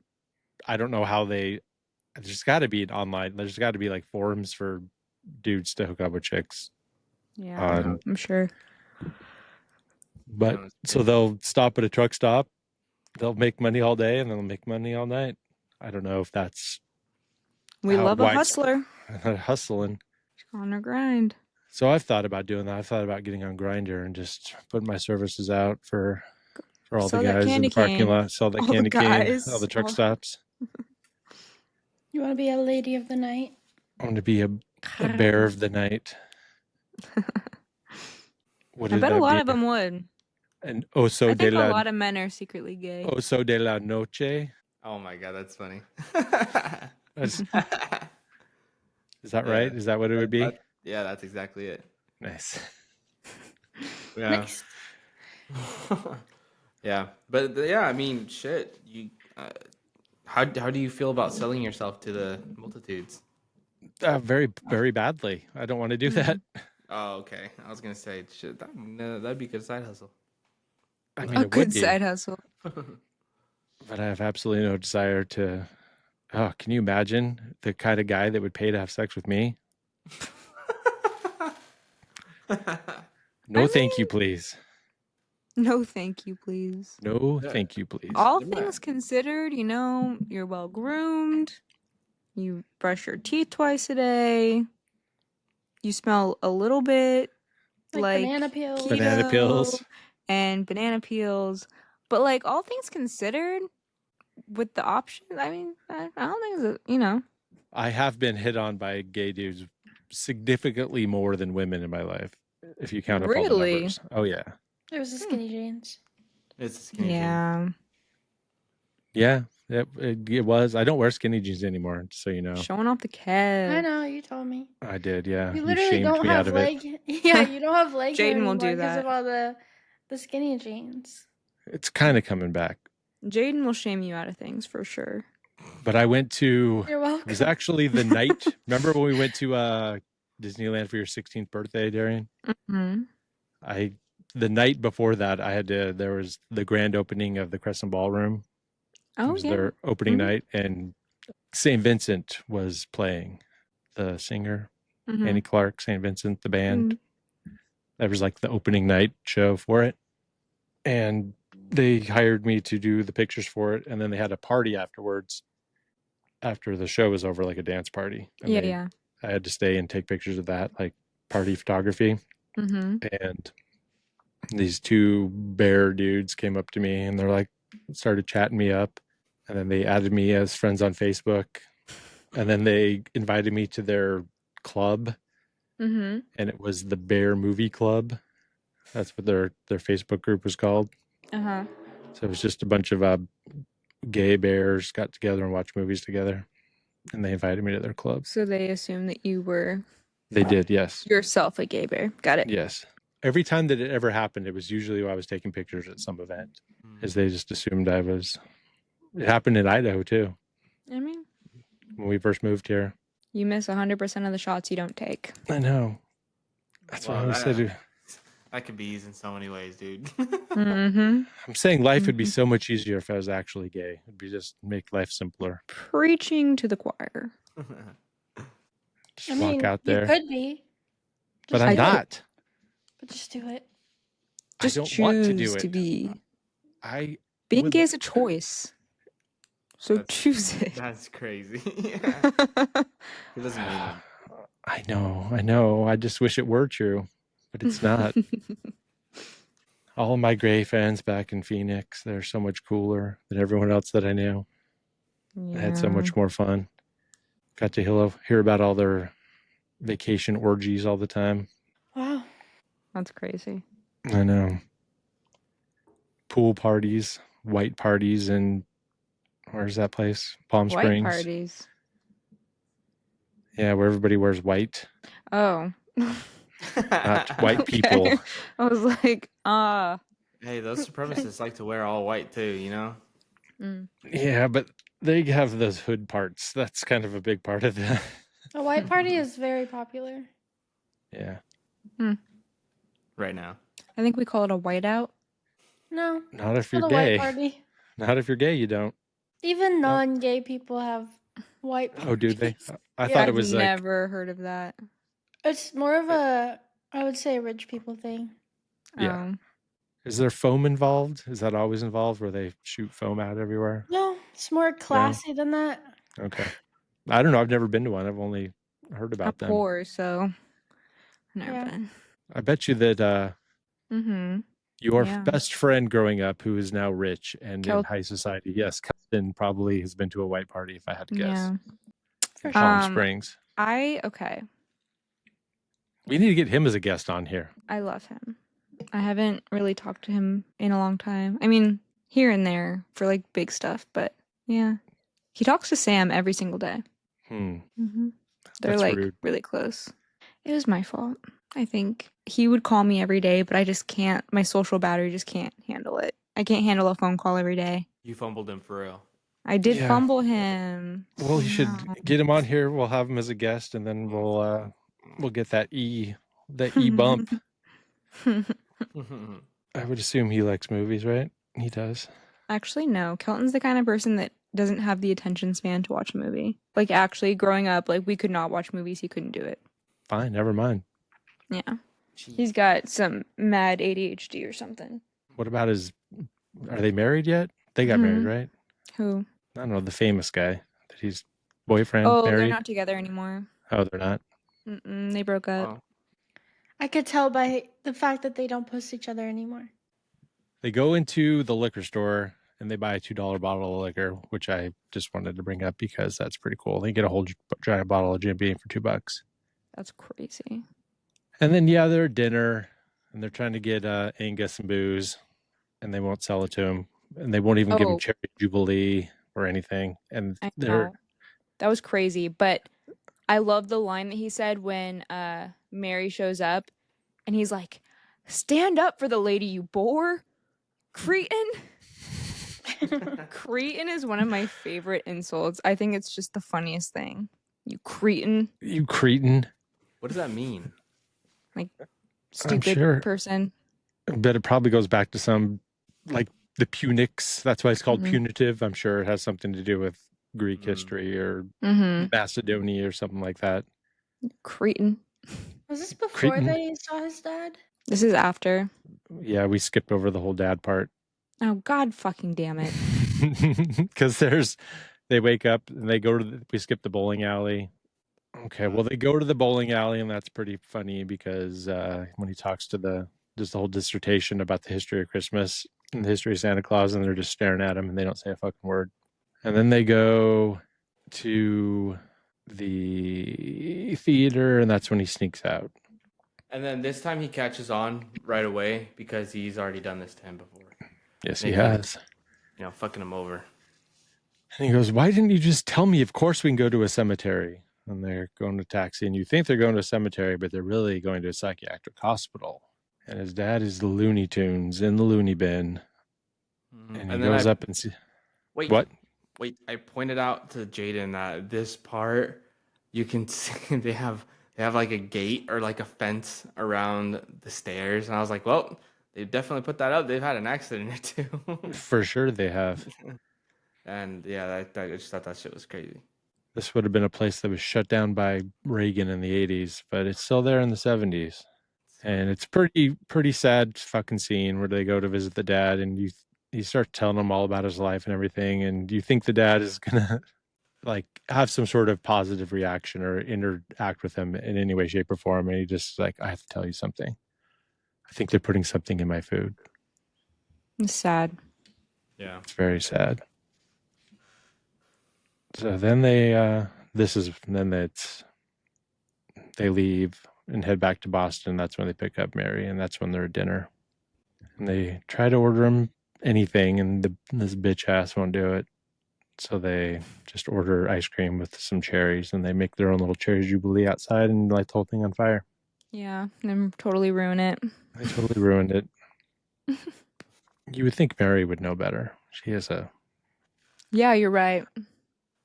I think they she's a just poured too chef. much of that alcohol on it. Or maybe it's because, well, actually, no. I don't know. I don't know either. Sorry. I don't know either. I was gonna say something about that alcohol content, but it was certainly burning. So It I don't was. know. It's a Jim Beam, right? It was rum or something, or gin. That's whiskey. It's whiskey. And we don't have much more. There's New Year's Eve, and they're all kind of having a pretty good time. And they blow up that firecracker In the kitchen. in the kitchen. We're not doing that inside. We'll do it in the kitchen. Made no sense to me. And then it's the next day, and school's back in session, Back to January normal. 11th. So I guess they spend 10 days just hanging out. So they're becoming pretty good friends, I think, over those next 10 days after everything. Yeah. And really, there's all the kids come back, and he's all sunburned. So he gets some sort of punishment for being such a douchebag. Icarus flying too close to the sun. I thought that was funny. Yeah, and just a little fly. They had some in the documentary or the making of. They were showing behind the scenes of him shooting that scene.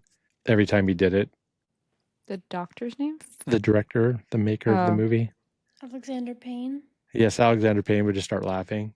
So they had to keep doing it over and over again because he was laughing at him, which I liked. I like that part.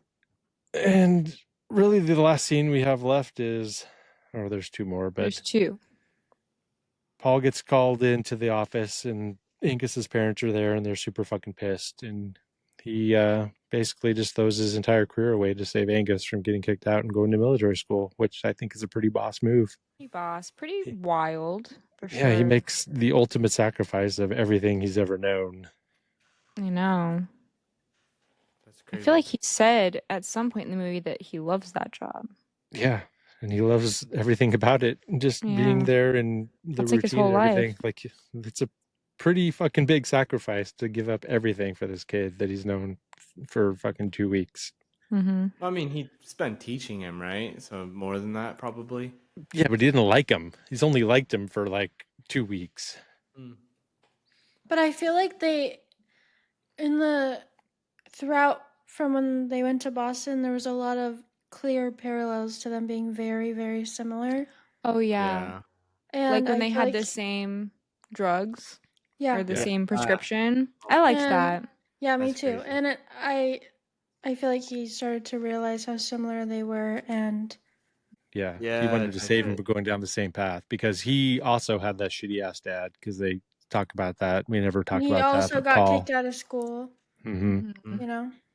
So, And I think he Yeah. ultimately, it's not as, I mean, it's a huge sacrifice, but I think he also recognized that he needed to move on with his life.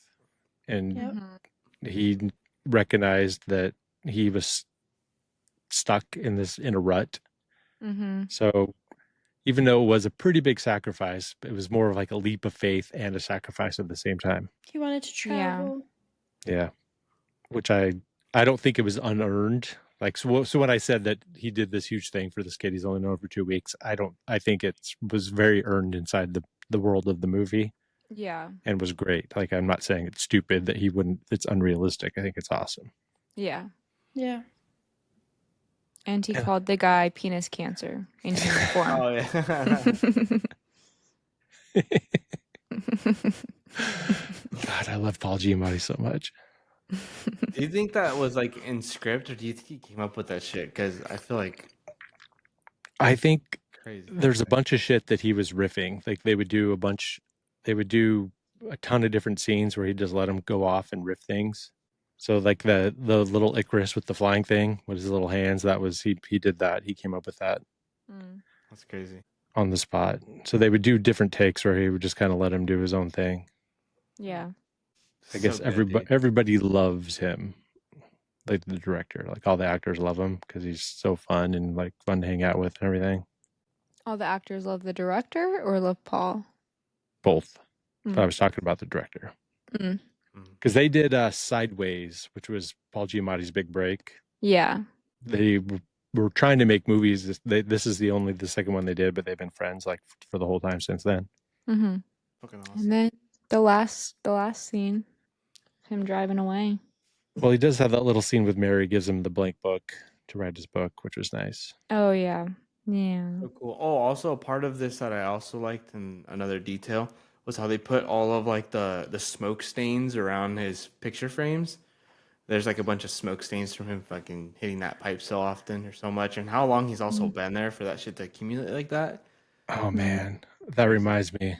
I lived in this shitty fucking apartment in Idaho Falls right after high school with my friends.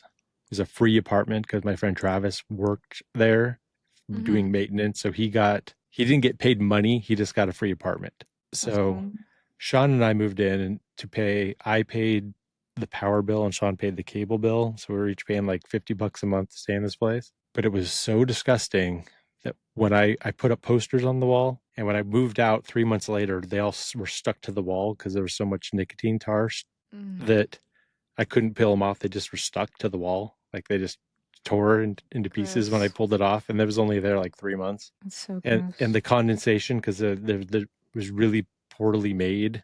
So with the heat on in the wintertime when it was cold, it would condensate and there would just be brown streaks running down the walls from all the cigarette tar that was on the walls. And in the shower, the condensation from the shower would just be dripping brown from the ceiling because there was so much tar on the ceiling, so much cigarette smoke. It was so fucking gross. And I got mono.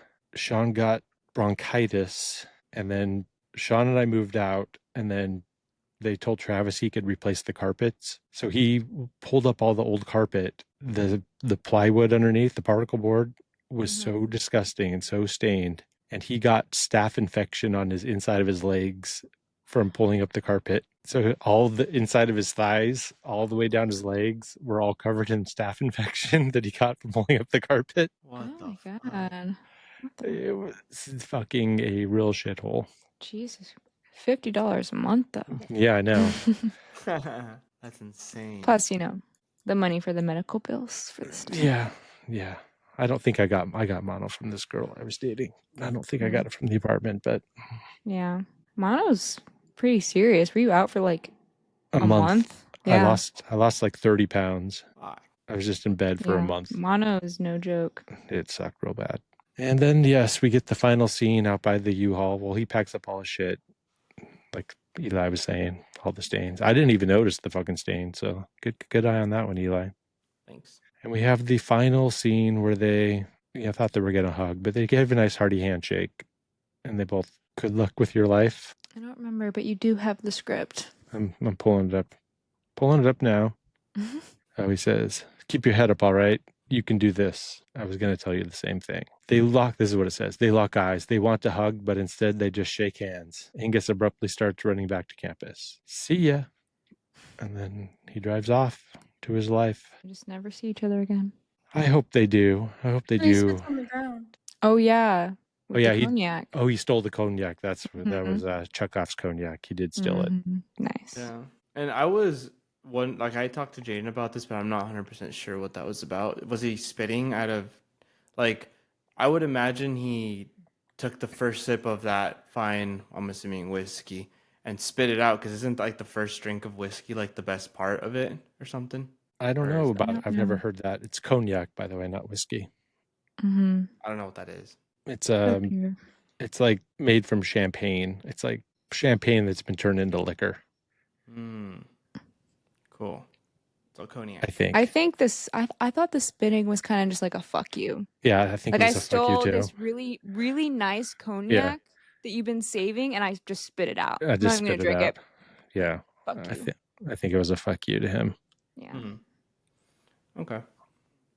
Whatever. Okay. Well, Did you guys talk about did you guys talk about the part where right before Mary shows up for dinner and they had that conversation about him being like, I'm scared I'm gonna end up like my dad, and then he says you're not gonna like that? Oh yeah, no, we didn't. We didn't. We skipped that. I'm sorry. That was big. He finds his drugs and they take the same drugs. And he goes, he's like, how do you know? And he's like, because I didn't turn into my dad, even though he tried to beat it into me. Yeah. So you were right about they are the same. Yeah, that was a good scene. Same school, same everything. There's something that we've done in every single episode, and that's true. And without fail, we've done this every single time, and no one has any proof that we haven't done this, is we go around and say, are you glad or are you mad that you saw this? So let's start with who I'm most scared of. Jaden, are you glad you saw this movie? Are you mad at me? And is Christmas ruined? Yeah, I'm glad I saw it. I feel like it didn't give me that cozy Christmas feeling that I usually go for when I watch Christmas movies, but I still really liked it, and I also really like Paul Giamatti, just because I just do. And I don't know, it was interesting. I probably wouldn't watch it again, not that I wouldn't watch it again, but it wouldn't be like an every year type of thing where I'm like, I need to watch this movie for Christmas, But yeah, I liked it. How many dislocated shoulders are you giving it? Probably, I think I gave it a 4. 4 dislocated shoulders? Pretty good score. Pretty good score. How many snowflakes? 3.8. Okay. Because it was okay. Yes, it was during Christmas. It's a Christmas movie, I would say. Yes. But it wasn't a Christmas movie at the same time. Yeah. That's You know true. what I'm saying? But it was. It was a Christmas movie, but this story could have been told even if it wasn't Christmas. That's true. It didn't revolve around the fact that it was That's true. Christmas Yeah. so much. But it was very Christmas. Okay, so a 4 and a 3.8. Somebody remember that, because I'm not going to. Let's bring it around the horn. Let's keep it in California. And Eli, are you mad that I made you watch this? Are you glad that you watched this? I'm really glad that I watched this. Damn it, you guys make it really difficult to beat the I love all things allegation, but I did love this movie. It's just, for me, it was cozy. I feel like I related to it a little bit, and not because I'm filthy rich and I get to go to private boarding school, but like the trauma, I guess, in a way I kind of relate to it. And yeah, it was really good. Overall, I thought it was a pretty... How many dislocated shoulders are you giving it? I'll give it 4 as well. 4. How many snowflakes? That'll be 4 snowflakes as well. That's pretty good scores coming from Eli. Let's bring it around the horn to Darian. Are you glad that I made you watch this? Or are you so mad at me? I'm really glad, actually. Yay. Like I said earlier, at first I was a little like, is this gonna be another Phantom thread? But things really took a turn and I liked it a lot. I love a story like this, like two people that can't stand each other that in the end realize they're not all that different. It's a classic story and I liked it. I'll give it 4 dislocated shoulders as well. And I'll give it 4 snowflakes. Because I agree, like, this is definitely a Christmas movie, but it's not an every year Christmas movie. I would watch it again, but I don't think I would watch it every year. But it was great. Yay. Yay. Yay. What do you give it? And then, Sean. Well, what did you say, Sean? Now I'm forgetting. What the fuck? Well, I don't have to answer if I liked. I'm glad because I've already seen. I picked it. The person who picks it doesn't have to answer that question. Oh, that's gay. But I'm glad that I Canceled. picked it. No, I'm glad that I picked it because I'm glad you guys liked it. So, Okay. I suppose if you all hated it, I would probably say that I was disappointed that I picked it and you all hated it. But since everybody liked it, I'm glad that I picked it. I'm glad that it was successful. So It was a success. And I give it, I wrote a different review for my logging of it the other day. Mm-hmm. And my review was, it's a nearly perfect movie, but it's a perfect Christmas movie. So I gave it 4.5 dislocated shoulders. I don't give everything 5. And I think I'd give it 4 snowflakes because I do agree with you guys it is on my yearly rotation of Christmas movies because I love it just as a movie and it is a Christmas movie, but I do totally get what you're saying about it. I agree. Is that it is a story that it could have been Summer Vacation and they could have changed everything. It doesn't necessarily revolve. I mean, it is in Christmas, so thus it is a Christmas movie more so than like Die Hard's a Christmas movie because a lot of the shit that happens about like giving and sacrifice is pretty Christmas themed when you think about it. And that's what they're doing. And coming together as a family and all that kind of shit is very Christmassy, but it is not exactly a Christmas movie in the traditional sense. So it not being cozy, I find weird because it's big empty buildings, but they're all like kind of cuddled up and cold in little confined spaces and they go to the house and all those things. I think it's a pretty cozy movie. I feel like when she says cozy, and maybe I'm wrong, but like I think she means more like that warm fuzzy feeling that comes with Christmas of like everything's happy and joyful and family, and this is like kind of the exact opposite. Like the family orientation is not there, everyone's pissed. I feel like it had a very cold feeling, even the colors that were chosen. Like, there were parts of it that were warmer, but most of it was very blue tones. And, which doesn't necessarily mean it's not cozy, because Twilight's the same, but that feels cozy to me still for some reason. But, if it's not something that's nostalgic to me, it needs to have a lot of, like, Christmas lights and trees and reds, you know? This didn't have, because there was like a tree for 2 seconds and it didn't have any lights on it, and it was crooked. yeah, No like the ornaments? tree is so necessary for me. His face when he presented that tree to Angus He was was so happy about it. cute. Yeah. He was so proud, and he's like, it doesn't have any ornaments. Yeah. I'll find ornaments. But I will allow it. I'm not going to push back on that too much. I mean, you gave it a 4. I mean, that's pretty good. Yeah, it was a good movie. Yeah. I mean, on theme, you gave it a 4 for the theme. So that's pretty good for me 3.8, being on theme. Oh, yeah, you gave it a 3.8 on theme. But that does deem this. 3.8 is crazy. You can't do 3.8. You have to do salt like I can do halves. whatever I want. You got to do No, at What least are you, quarters. Letterboxd? Quarters? She can do whatever she wants. It doesn't matter. Well, On the did theme. anyone say higher than a 4 for Snowflakes? No. Because she brings the score down, it's not a Christmas movie anymore. Oh, shit. Bump it up to 4. Make it a Christmas movie. It's not that it's not a Make it a Christmas 4. movie. It's that it's not a very important Christmas movie. But It I'm could giving be- it a 4.5 for the snowflakes. This is not. No, you can't do that. It's not a very important Christmas movie. You even said it yourself. You're not going to watch it every year. No, I said I'm gonna watch it every Not year, and you. I have. Not you. Oh yeah. Fine. It'll be a 3.99999. So according to hand sanitizer, almost all of them. So dumb. Well, But if it you're, is a very important movie. it is a Yeah. very important movie, and if you're a curmudgeony old loner man like me, it's definitely hits for being a Christmas movie.